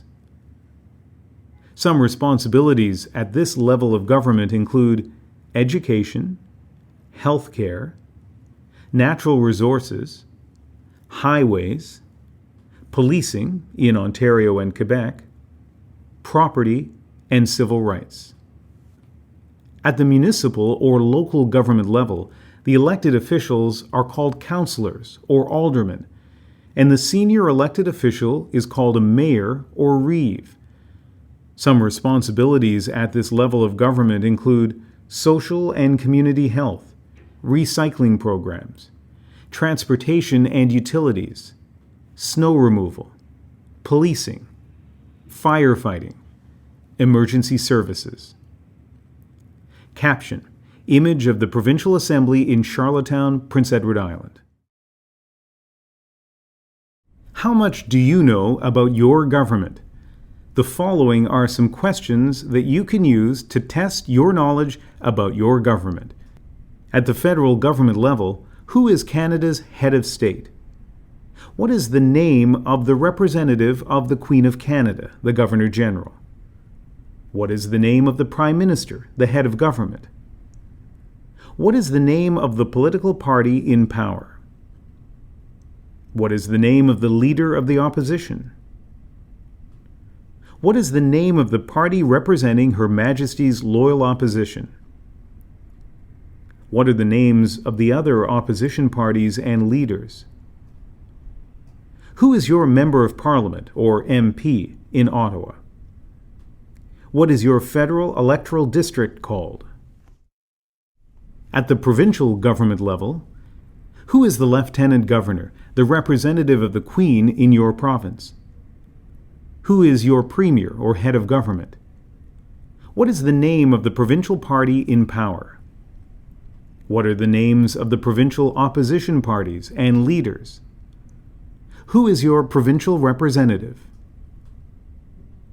At the territorial government level, what is the name of the commissioner who represents the federal government in your territory? What is the name of the premier? What is the name of your territorial representative? At the municipal government level, what is the name of the municipality where you live? Who is the head of the municipal government, mayor or reeve? Caption: Image of the Quebec City Hall, constructed in 1895 to 1896. The justice system. The Canadian justice system guarantees everyone due process under the law. Our judicial system is founded on the presumption of innocence in criminal matters, meaning everyone is innocent until proven guilty. Canada's legal system is based on a heritage that includes the rule of law, freedom under the law, democratic principles, and due process.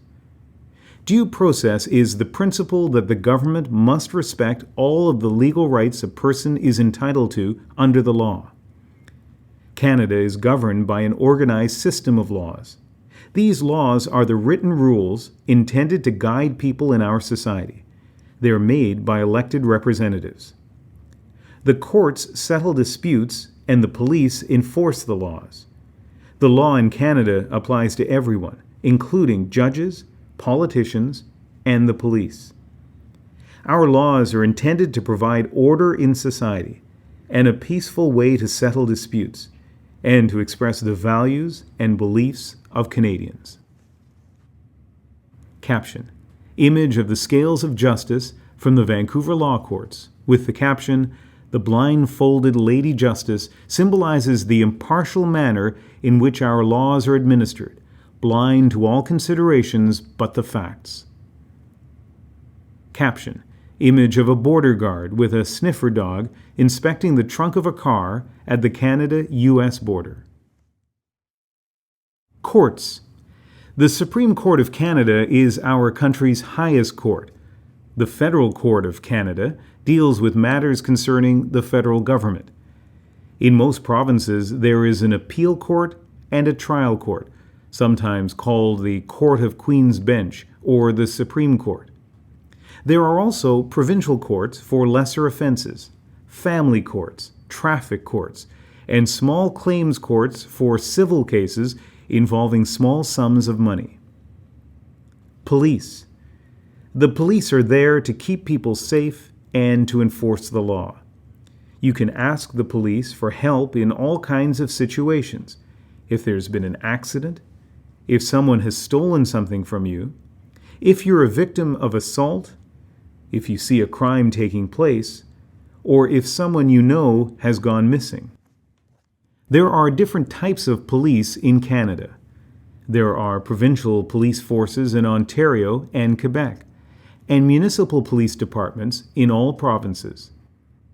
The Royal Canadian Mounted Police, or RCMP, enforce federal laws throughout Canada and serve as the provincial police in all provinces and territories except Ontario and Quebec, as well as in some municipalities. Remember, the police are there to help you. You can also question the police about their service or conduct if you feel you need to. Almost all police forces in Canada have a process by which you can bring your concerns to the police and seek action. Getting legal help. Lawyers can help you with legal problems and act for you in court. If you cannot pay for a lawyer, in most communities there are legal aid services available free of charge or at a low cost. Captions. Image of jury benches. Image of a police constable helping a young boy. Image of a prison with caption, "Prisons have an essential role in punishing criminals and deterring crime." Canadian symbols. Canada has many important symbols, objects, events, and people that have special meaning. Together, they help explain what it means to be Canadian and express our national identity. Important Canadian symbols have been discussed throughout this booklet. The Canadian Crown. The Crown has been a symbol of the state in Canada for 400 years. Canada has been a constitutional monarchy in its own right since Confederation in 1867 during Queen Victoria's reign. Queen Elizabeth II, who has been Queen of Canada since 1952, marked her Golden Jubilee in 2002 and celebrates her Diamond Jubilee, or 60 years as sovereign, in 2012. The Crown is a symbol of government, including Parliament, the legislatures, the courts, police services, and the Canadian Forces. Caption. Image of the Mace of the House of Commons in Ottawa. Flags in Canada. A new Canadian flag was raised for the first time in 1965. The red, white, red pattern comes from the flag of the Royal Military College, Kingston, founded in 1876. Red and white had been colors of France and England since the Middle Ages, and the national colors of Canada since 1921. The Union Jack is our official royal flag. The Canadian red ensign served as the Canadian flag for about 100 years. The provinces and territories also have flags that embody their distinct traditions. Captions. Image of the Canadian flag of 1965. Image of the Canadian red ensign with caption, "The Canadian red ensign served as the national flag for 100 years and has been carried officially by veterans since 2005. The maple leaf. The maple leaf is Canada's best-known symbol. Maple leaves were adopted as a symbol by French Canadians in the 1700s, have appeared on Canadian uniforms and insignia since the 1850s, and are carved into the headstones of our fallen soldiers buried overseas and in Canada. The fleur-de-lis. It is said that the lily flower, fleur-de-lis, was adopted by the French king in the year 496. It became the symbol of French royalty for more than 1,000 years, including the colony of New France. Revived at Confederation, the fleur-de-lis was included in the Canadian red ensign. In 1948, Quebec adopted its own flag, based on the cross and the fleur-de-lis. Coat of arms and motto. As an expression of national pride after the First World War, Canada adopted an official coat of arms and a national motto, A mare usquad mare, which in Latin means from sea to sea. The arms contain symbols of England, France, Scotland, and Ireland, as well as red maple leaves. Today, the arms can be seen on dollar bills, government documents, and public buildings. Caption. Image of the Royal Arms of Canada and of the Parliament. Image of the snowbirds with caption, "The snowbirds are a Canadian icon." The image shows 431 Air Demonstration Squadron. Parliament buildings. The towers, arches, sculptures, and stained glass of the Parliament buildings embody the French, English, and Aboriginal traditions and the Gothic Revival architecture popular in the time of Queen Victoria. The buildings were completed in the 1860s. The center block was destroyed by an accidental fire in 1916 and rebuilt in 1922. The library is the only part of the original building remaining. The Peace Tower was completed in 1927 in memory of the First World War. The memorial chamber within the tower contains the Books of Remembrance, in which are written the names of soldiers, sailors, and airmen who died serving Canada in wars or while on duty. The provincial legislatures are architectural treasures. The Quebec National Assembly is built in the French Second Empire style, while the legislatures of the other provinces are Baroque, Romanesque, and neoclassical, reflecting the Greco-Roman heritage of Western civilization in which democracy originated. Popular sports. Hockey is Canada's most popular spectator sport and is considered to be the national winter sport. Ice hockey was developed in Canada in the 1800s. The National Hockey League plays for the Championship Stanley Cup, donated by Lord Stanley, the Governor-General, in 1892. The Clarkson Cup, established in 2005 by Adrian Clarkson, the 26th Governor-General and the first of Asian origin, is awarded for women's hockey. Many young Canadians play hockey at school, in a hockey league, or on quiet streets, road hockey or street hockey, and are taken to the hockey rink by their parents. Canadian children have collected hockey cards for generations. Canadian football is the second most popular sport. Curling, an ice game introduced by Scottish pioneers, is popular. Lacrosse, an ancient sport first played by Aboriginals, is the official summer sport. Soccer has the most registered players of any game in Canada. Caption. Image of the Montreal Canadiens, Stanley Cup champions in 1978. The beaver. The beaver was adopted centuries ago as a symbol of the Hudson's Bay Company. It became an emblem of the Saint Jean-Baptiste Society, a French-Canadian patriotic association in 1834, and was also adopted by other groups. This industrious rodent can be seen on the 5-cent coin, on the coats of arms of Saskatchewan and Alberta, and of cities such as Montreal and Toronto. Caption: Image of a beaver. Canada's official languages. English and French are the two official languages and are important symbols of identity. English speakers, Anglophones, and French speakers, Francophones, have lived together in partnership and creative tension for more than 300 years. You must have adequate knowledge of English or French to become a Canadian citizen. Adult applicants 55 years of age and over are exempted from this requirement. Parliament passed the Official Languages Act in 1969.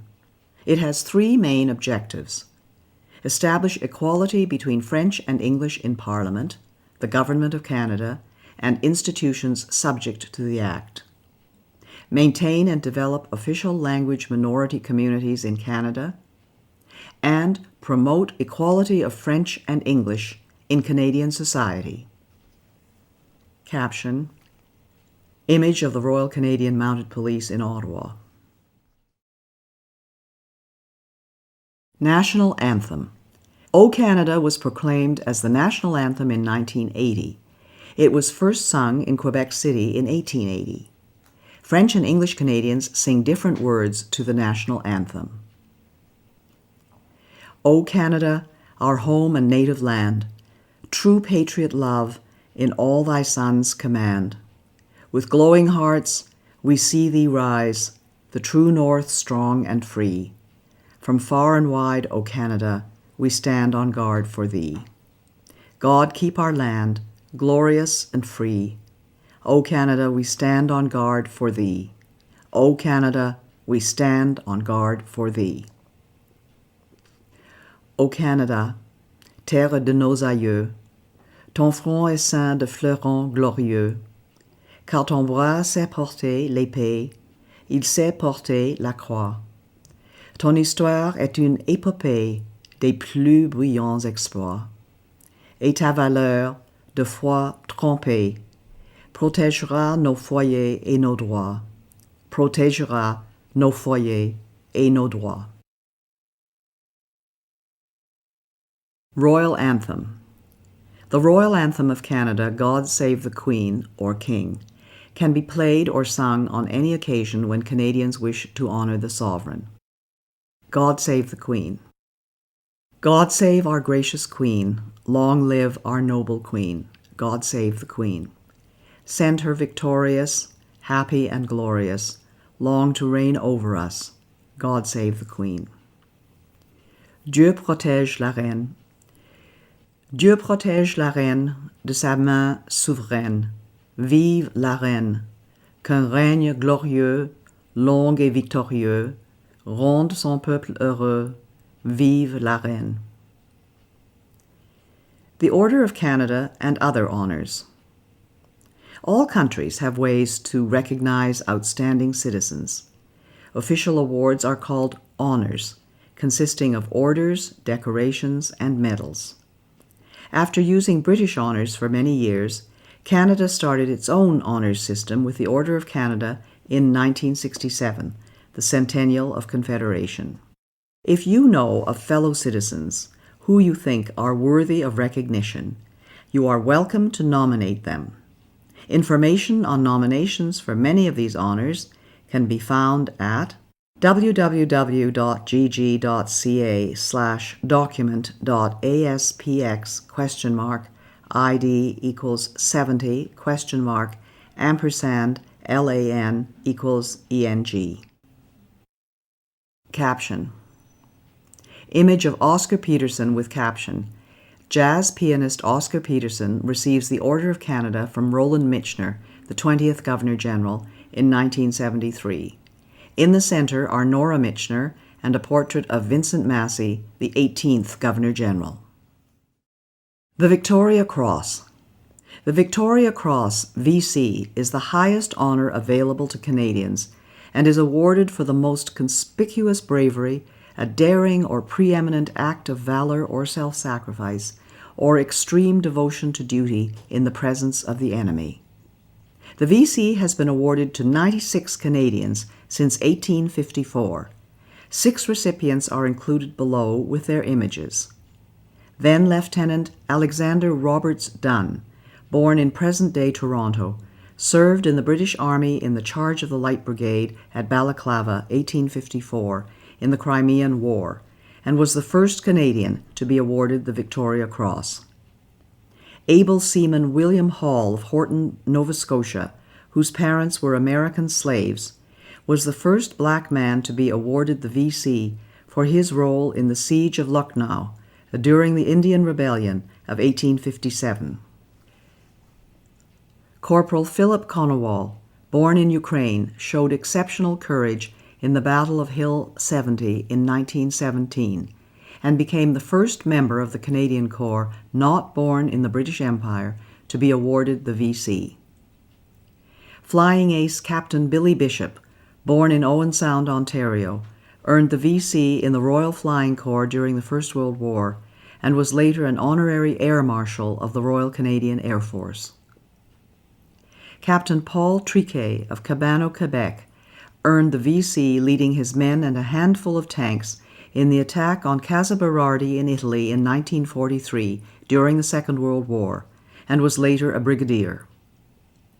Lieutenant Robert Hampton Gray, a Navy pilot born in Trail, BC, was killed while bombing and sinking a Japanese warship in August 1945, a few days before the end of the Second World War, and was the last Canadian to receive the VC to date.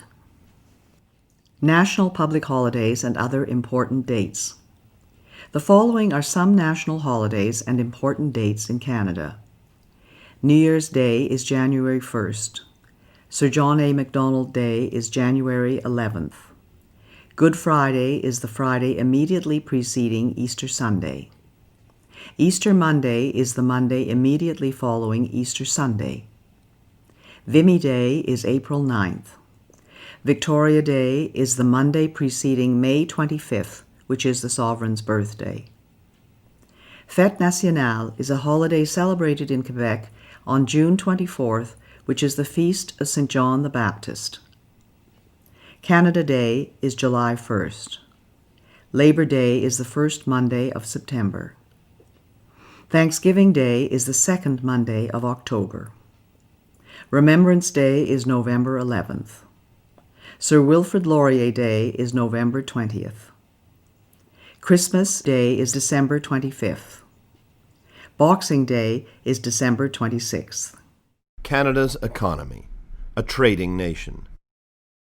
Canada has always been a trading nation, and commerce remains the engine of economic growth. As Canadians, we could not maintain our standard of living without engaging in trade with other nations. In 1988, Canada enacted free trade with the United States. Mexico became a partner in 1994 in the broader North American Free Trade Agreement, NAFTA, with over 444 million people and over $1 trillion in merchandise trade in 2008. Today, Canada has one of the 10 largest economies in the world and is part of the G8 group of leading industrialized countries, with the United States, Germany, the United Kingdom, Italy, France, Japan, and Russia. Canada's economy includes 3 main types of industries. Service industries provide thousands of different jobs in areas like transportation, education, healthcare, construction, banking, communications, retail services, tourism, and government. More than 75% of working Canadians now have jobs in service industries. Manufacturing industries make products to sell in Canada and around the world. Manufactured products include paper, high-technology equipment, aerospace technology, automobiles, machinery, food, clothing, and many other goods. Our largest international trading partner is the United States. Natural resources industries include forestry, fishing, agriculture, mining, and energy. These industries have played an important part in the country's history and development. Today, the economy of many areas of the country still depends on developing natural resources, and a large percentage of Canada's exports are natural resources commodities. Caption: Images of a lumber truck, of oil pump jacks in Alberta, of Atlantic lobster, and of a hydroelectric dam on the Saguenay River, Quebec. Canada enjoys close relations with the United States, and each is the other's largest trading partner. Over 3/4 of Canadian exports are destined for the USA. In fact, we have the biggest bilateral trading relationship in the world. Integrated Canada-USA supply chains compete with the rest of the world. Canada exports billions of dollars worth of energy products, industrial goods, machinery, equipment, automotive, agricultural, fishing and forestry products, and consumer goods every year. Millions of Canadians and Americans cross every year and in safety what is traditionally known as the world's longest undefended border. At Blaine in the state of Washington, the Peace Arch, inscribed with the words, "Children of a common mother" and "Brethren dwelling together in unity," symbolizes our close ties and common interests. Caption: Images of a car assembly plant in Oakville, Ontario, of the Port of Vancouver, of a research laboratory, of RIM's BlackBerry device, and of ice wine grapes in the Niagara region in Ontario. Canada's regions. Canada is the second largest country on Earth, with 10 million square kilometers. 3 oceans line Canada's frontiers: the Pacific Ocean in the west, the Atlantic Ocean in the east, and the Arctic Ocean to the north. Along the southern edge of Canada lies the Canada-United States boundary. Both Canada and the USA are committed to a safe, secure, and efficient frontier. The regions of Canada.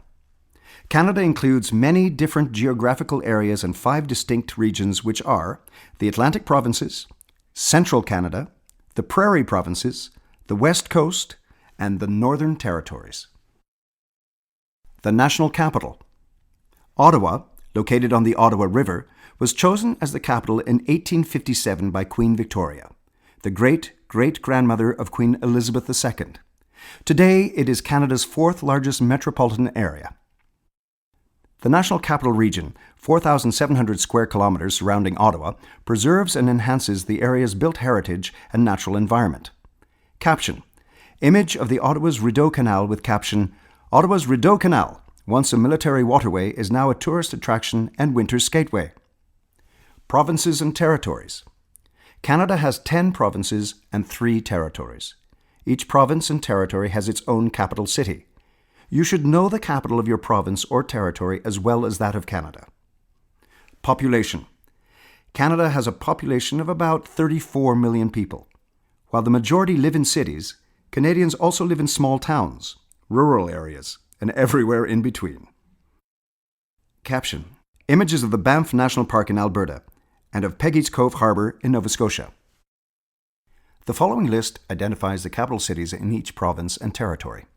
In the Atlantic provinces, St. John's is the capital of Newfoundland and Labrador. Charlottetown is the capital of Prince Edward Island.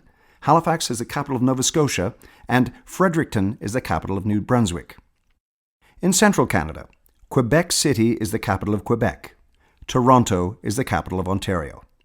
In the Prairie provinces, Winnipeg is the capital of Manitoba, Regina is the capital of Saskatchewan, and Edmonton is the capital of Alberta. On the west coast, Victoria is the capital of British Columbia. In the Northern Territories, Iqaluit is the capital of Nunavut. Yellowknife is the capital of the Northwest Territories, and Whitehorse is the capital of the Yukon Territory. The Atlantic Provinces. Atlantic Canada's coasts and natural resources, including fishing, farming, forestry, and mining, have made these provinces an important part of Canada's history and development. The Atlantic Ocean brings cool winters and cool, humid summers. Newfoundland and Labrador. Newfoundland and Labrador is the most easterly point in North America and has its own time zone. In addition to its natural beauty, the province has a unique heritage linked to the sea. The oldest colony of the British Empire and a strategic prize in Canada's early history, the province has long been known for its fisheries, coastal fishing villages, and distinct culture. Today, offshore oil and gas extraction contributes a substantial part of the economy. Labrador also has immense hydroelectric resources. Prince Edward Island. Prince Edward Island, PEI, is the smallest province, known for its beaches, red soil, and agriculture, especially potatoes. PEI is the birthplace of Confederation, connected to mainland Canada by one of the longest continuous multi-span bridges in the world, the Confederation Bridge. Anne of Green Gables, set in PEI by Lucy Maud Montgomery, is a much-loved story about the adventures of a little red-headed orphan girl.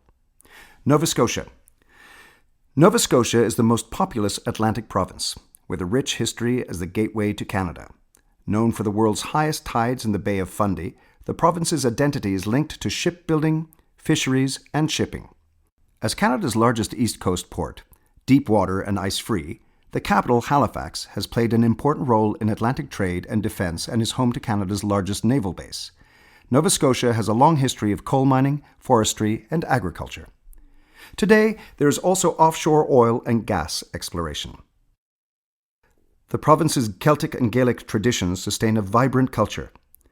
Nova Scotia is home to over 700 annual festivals, including the spectacular military tattoo in Halifax. New Brunswick. Situated in the Appalachian Range, the province was founded by the United Empire Loyalists and has the second largest river system on North America's Atlantic coastline, the St. John River System. Forestry, agriculture, fisheries, mining, food processing, and tourism are the principal industries. St. John is the largest city, port, and manufacturing center.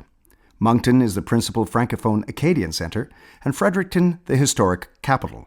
New Brunswick is the only officially bilingual province, and about one-third of the population lives and works in French. The province's pioneer Loyalist and French cultural heritage and history come alive in street festivals and traditional music. Central Canada. More than half the people in Canada live in cities and towns near the Great Lakes and the St. Lawrence River in southern Quebec and Ontario, known as Central Canada, and the industrial and manufacturing heartland. Southern Ontario and Quebec have cold winters and warm, humid summers. Together, Ontario and Quebec produce more than 3/4 of all Canadian manufactured goods. Quebec. Nearly 8 million people live in Quebec, the vast majority along or near the St. Lawrence River. More than 3/4 speak French as their first language. The resources of the Canadian Shield have helped Quebec to develop important industries, including forestry, energy, and mining.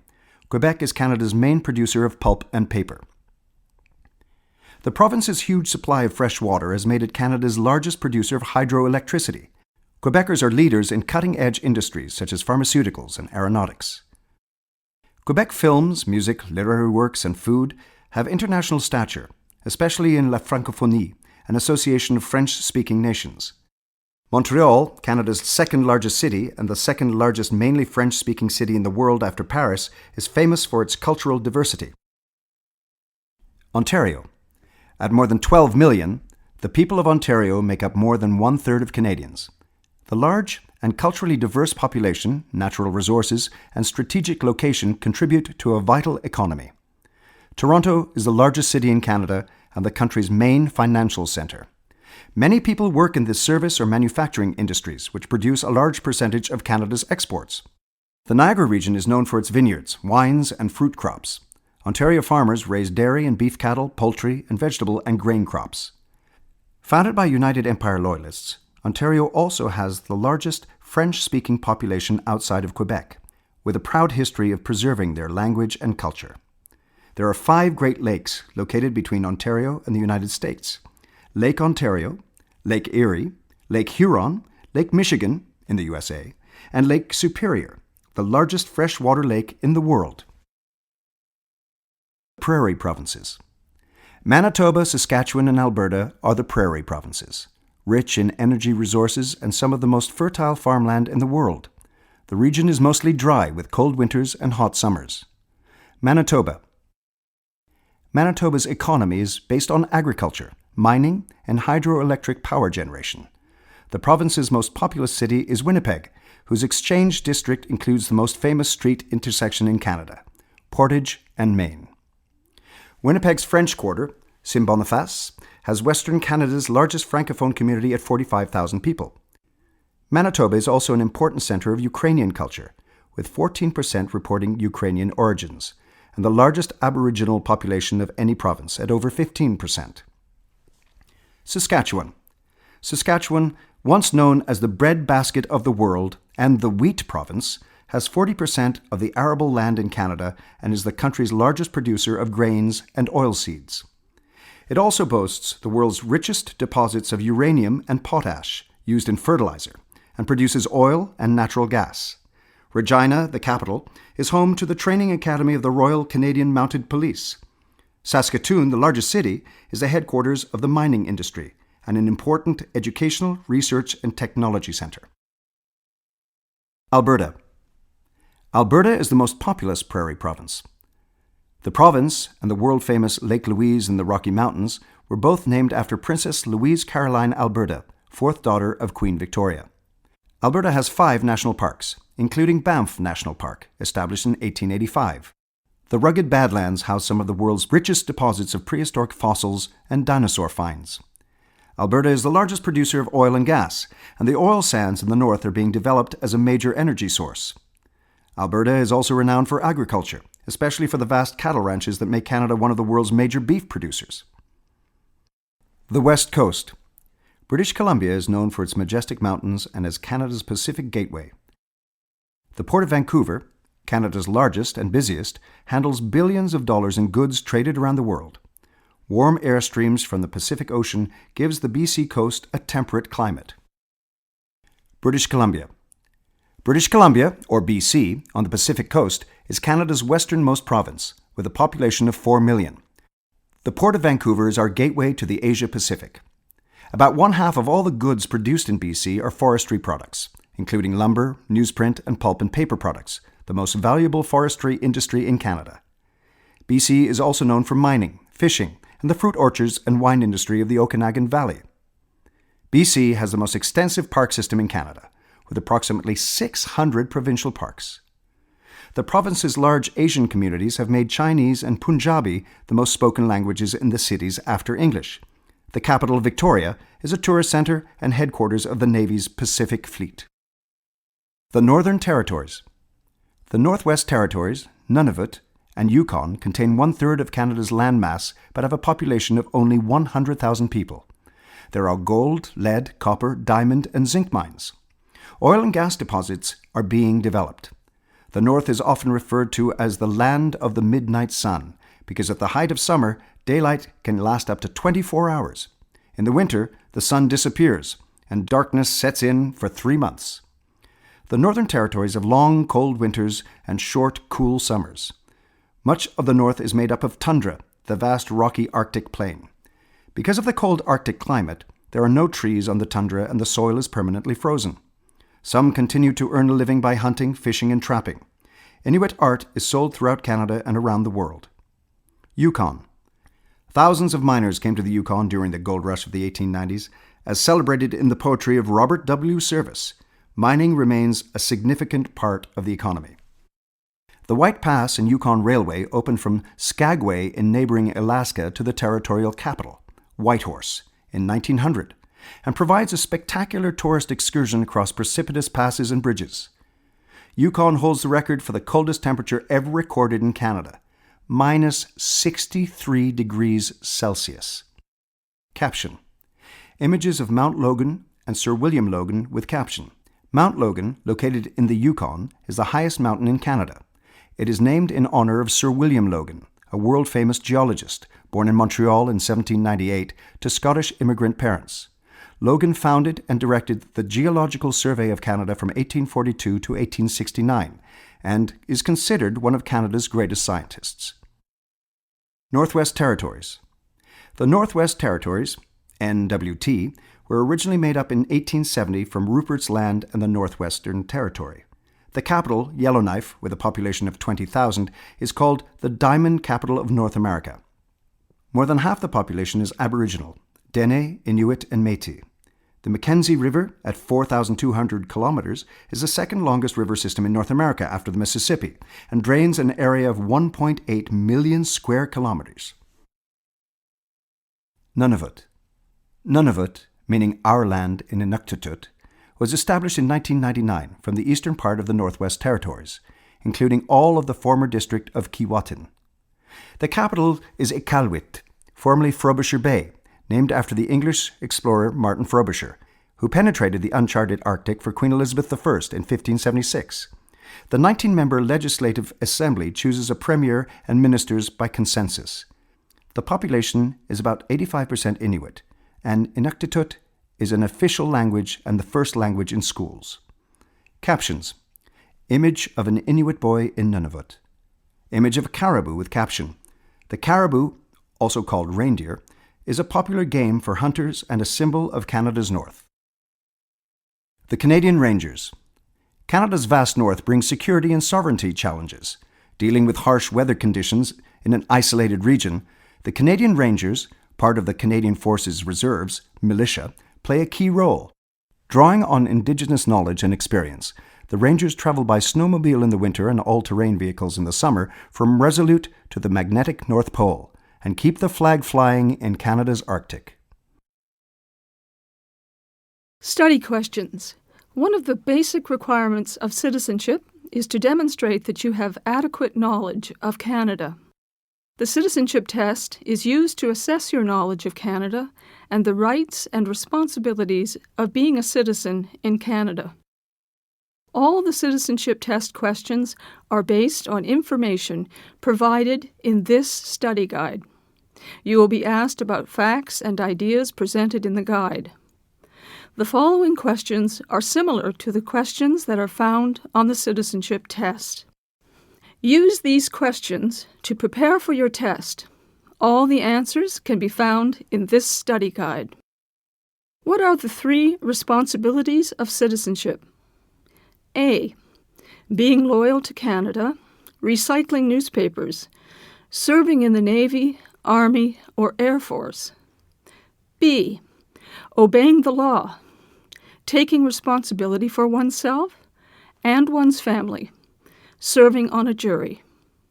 C. Learning both official languages, voting in elections, belonging to a union. D. Buying Canadian products, owning your own business, using less water. The correct answer is B.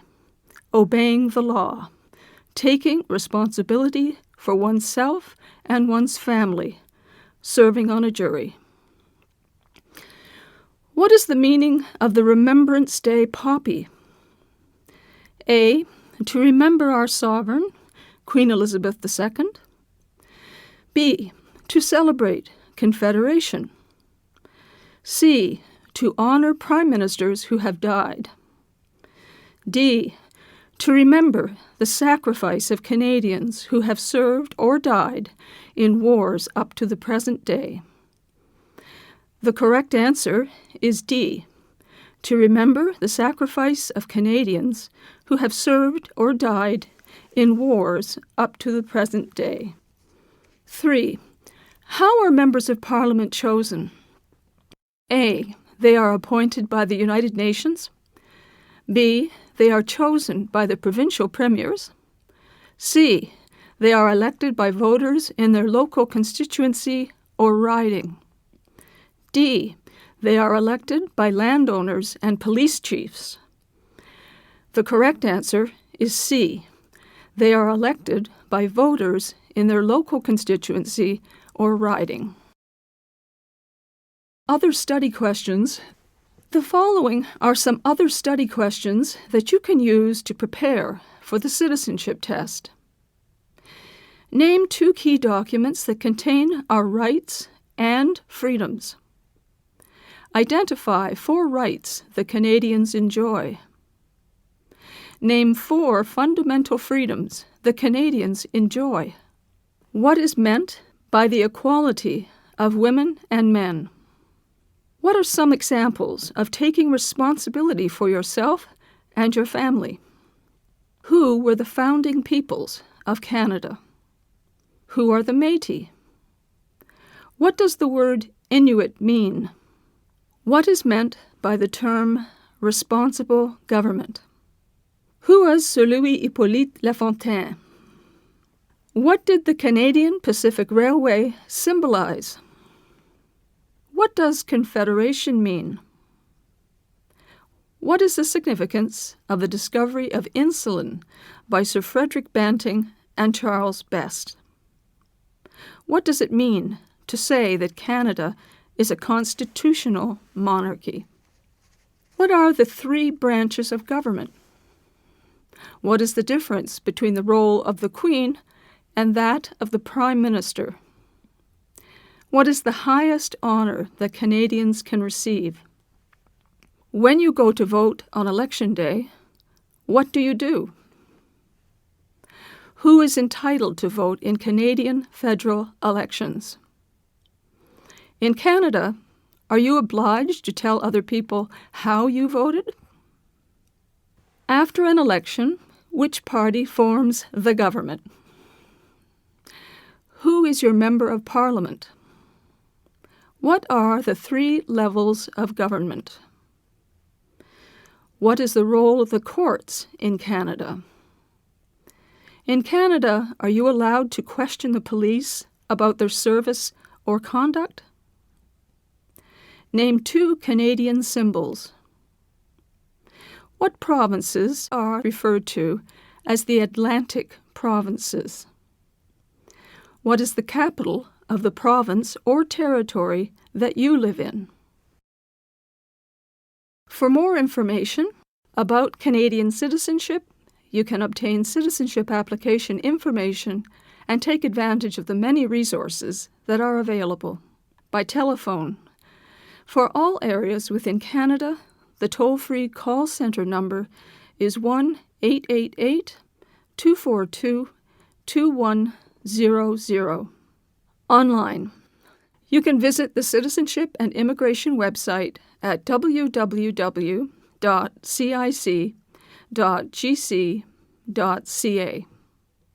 Discover Canada can be downloaded from this website. Citizenship classes.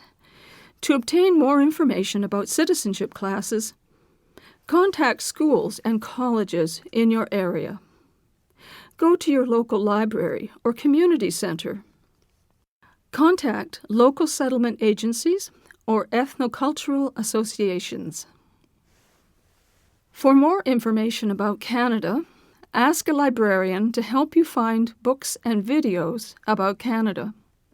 You could begin by asking for these books: The Canada Yearbook, published by Statistics Canada. Canada, a Portrait, published by Statistics Canada. How Canadians Govern Themselves, by Eugene Forsey. It can be found online at the Library of Parliament at www.parl.gc.ca.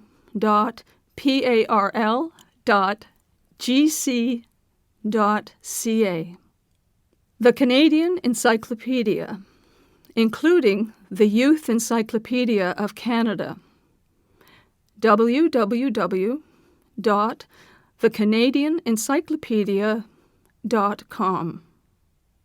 The Story of Canada, written by Janet Lunn and Christopher Moore, published by Leicester Publishing Limited. Symbols of Canada, published by Canadian Heritage. A Crown of Maples, published by Canadian Heritage.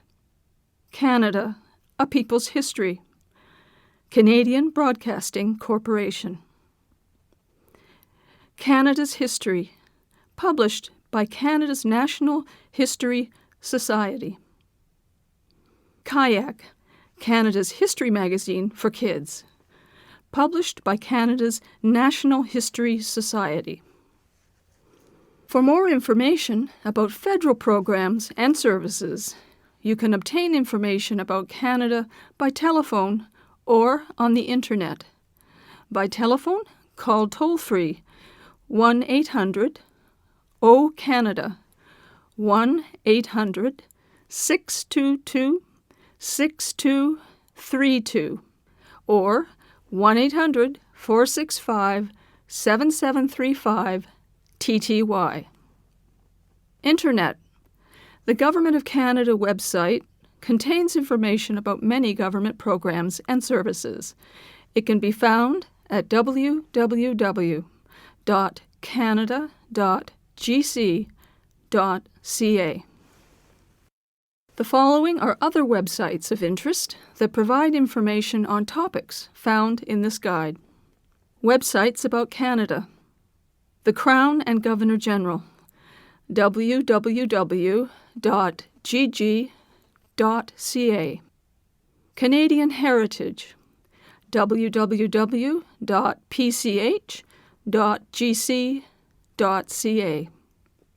Atlas of Canada, atlas.nrcan.gc.ca/site/index.html. Teachers and Youth Corner, www.cic.gc.ca/English/English/Games/Index.asp. Parks Canada, www.parkscanada.gc.ca. Institute for Canadian Citizenship, www.icc-icc.ca.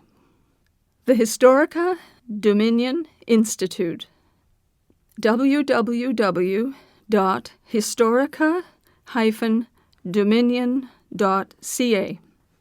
The Canadian Experience, a civic literacy project for the new mainstream, www.cdnexperience.ca.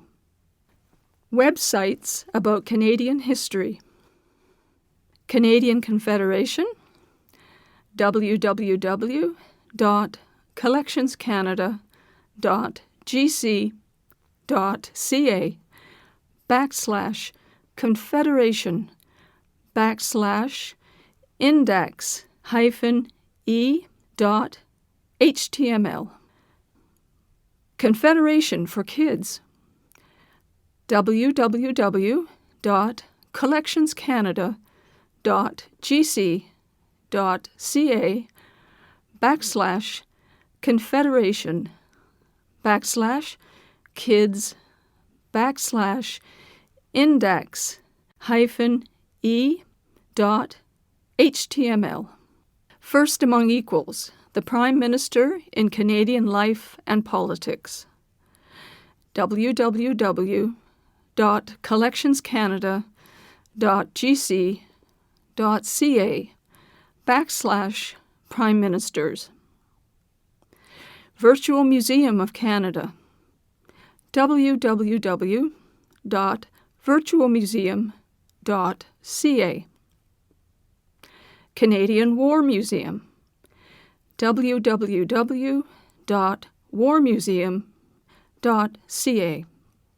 Canadian Black History, www.cic.gc.ca/English/Games/main.asp. Websites about military history and remembrance. A Day of Remembrance, www.vac-history/other/dayremembrance.pdf. Heroes and Poppies, An Introduction to Remembrance, available in hard copy version only. Order at https:// CR orders hyphen command ESCSS dot VAC hyphen ACC dot GC dot CA backslash order dot PHP question mark M equal sign item underscore list ampersand C equal sign education kits. Canada Remembers www.vac-acc.gc.ca backslash remembers backslash sub.cfm question mark source equal sign history backslash info sheets. Historical booklets www.vac-acc.gc.ca backslash remembers backslash sub.cfm question mark source equal sign history backslash series. Websites about government.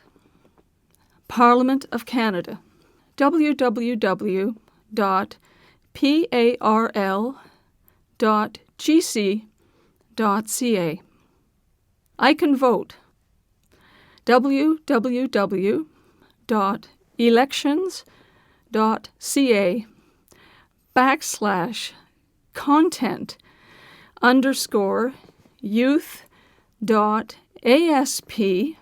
question mark section equal sign YTH ampersand DIR equal sign RES backslash GEN backslash CAN ampersand document equal sign index ampersand LANG equal sign E ampersand text only equal sign false.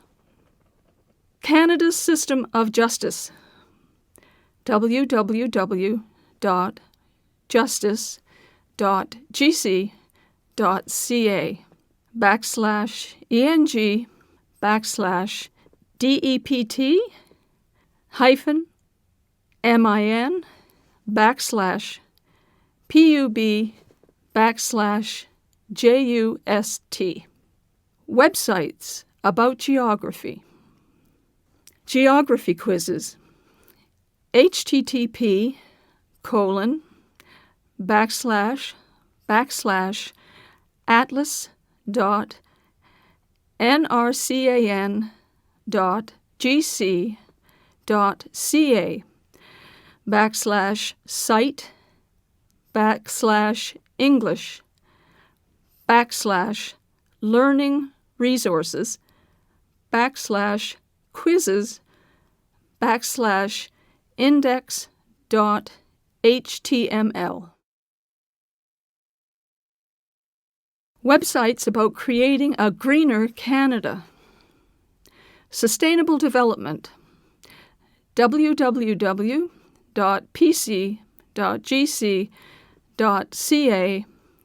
backslash docs backslash pc backslash strat backslash sdd hyphen sds hyphen 2007 backslash index underscore e dot asp. Being energy efficient. www.nrcan.gc.ca backslash ENEENE backslash EFF index-eng.php. Websites about getting involved. Volunteer Canada, www.volunteer.ca. Volunteer opportunities related to the environment.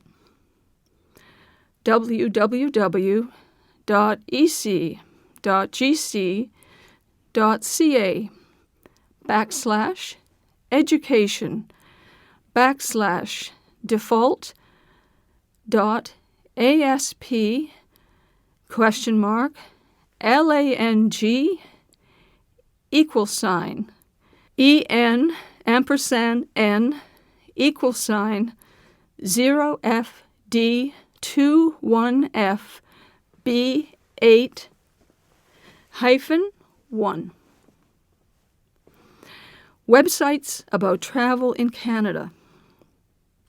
Newfoundland and Labrador, www.newfoundlandlabrador.com. Prince Edward Island, www.gentleisland.com. Nova Scotia, www.novascotia.com. New Brunswick, www.tourismnewbrunswick.ca. Quebec, www.bonjourquebec.com. Ontario, www.ontariotravel.net. Manitoba, www.travelmanitoba.com. Saskatchewan, www.sasktourism.com. Alberta, www.travelalberta.com. British Columbia, www.hellobc.com. Nunavut, www.nunavuttourism.com. Northwest Territories, www.spectacularnwt.com. Yukon Territory, www.travelyukon.com. Caption: Image of the Confederation Bridge with caption. The Confederation Bridge joins the provinces of New Brunswick and Prince Edward Island. At almost 13 kilometers in length, the bridge is the longest in the world to cross water that freezes in winter. Acknowledgements.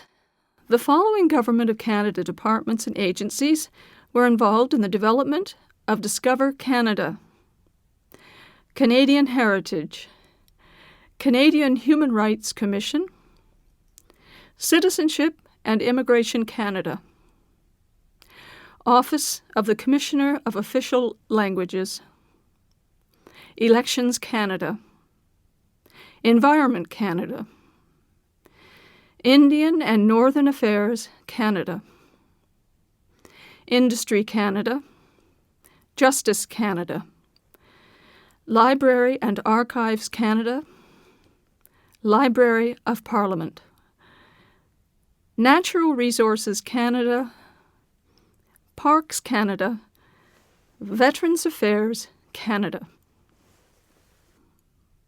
The following organizations were involved in the development of Discover Canada: Canada's National History Society, Fédération de communautés francophones et acadiennes du Canada, FCFA. The Historica Dominion Institute, Institute for Canadian Citizenship. The following individuals were involved in the development of Discover Canada: Dr. Janet Azenstadt, Mr. Curtis Barlow, Dr. Randy Boyagoda, Mr. Marc Chalafaux,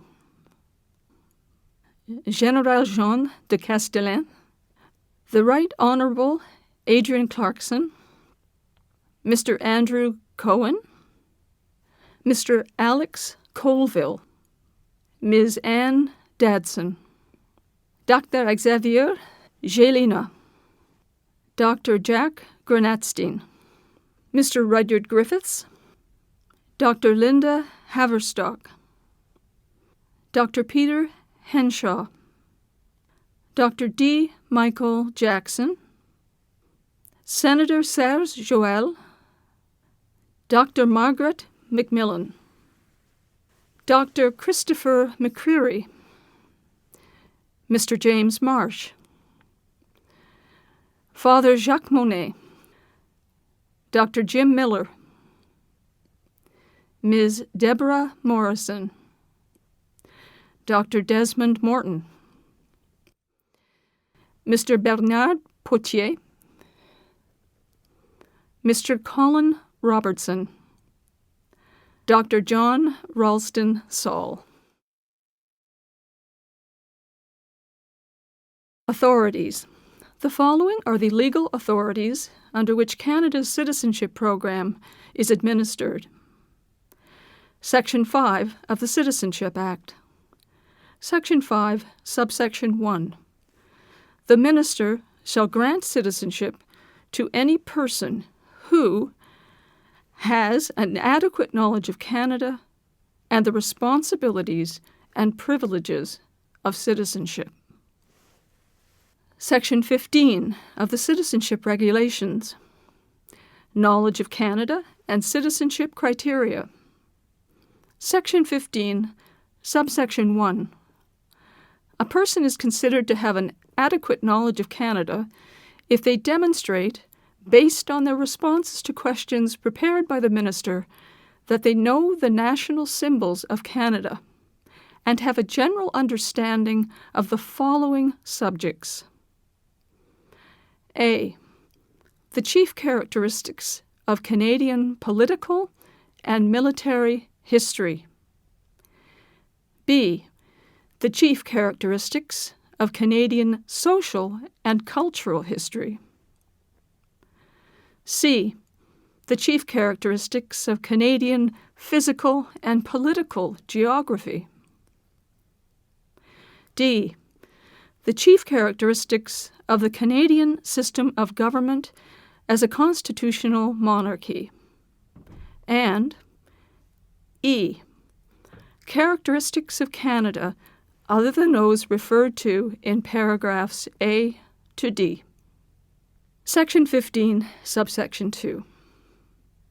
A person is considered to have an adequate knowledge of the responsibilities and privileges of citizenship if they demonstrate, based on the responses to questions prepared by the Minister, that they have a general understanding of the following subjects.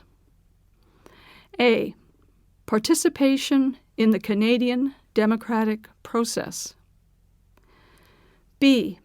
Participation in Canadian society, including volunteerism, respect for the environment, and the protection of Canada's natural, cultural, and architectural heritage. C. Respect for the rights, freedoms, and obligations set out in the laws of Canada. And D. The responsibilities and privileges of citizenship other than those referred to in paragraphs A to C. Memorable quotes. For here in Canada, I want the marble to remain the marble, the granite to remain the granite, the oak to remain the oak, and out of these elements, I would build a nation great among the nations of the world. Sir Wilfrid Laurier, 7th Prime Minister of Canada, July 11, 1896 to October 6, 1911. I am a Canadian, free to speak without fear, free to worship in my own way, free to stand for what I think right, free to oppose what I believe wrong, or free to choose those who shall govern my country. This heritage of freedom I pledge to uphold for myself and all mankind. John Diefenbaker, 13th Prime Minister of Canada, June 21, 1957 to April 22, 1963. These quotes do not need to be learned for the citizenship test. Caption: Image of Team Canada who won the gold medal in men's hockey during the 2010 Winter Olympics in Vancouver.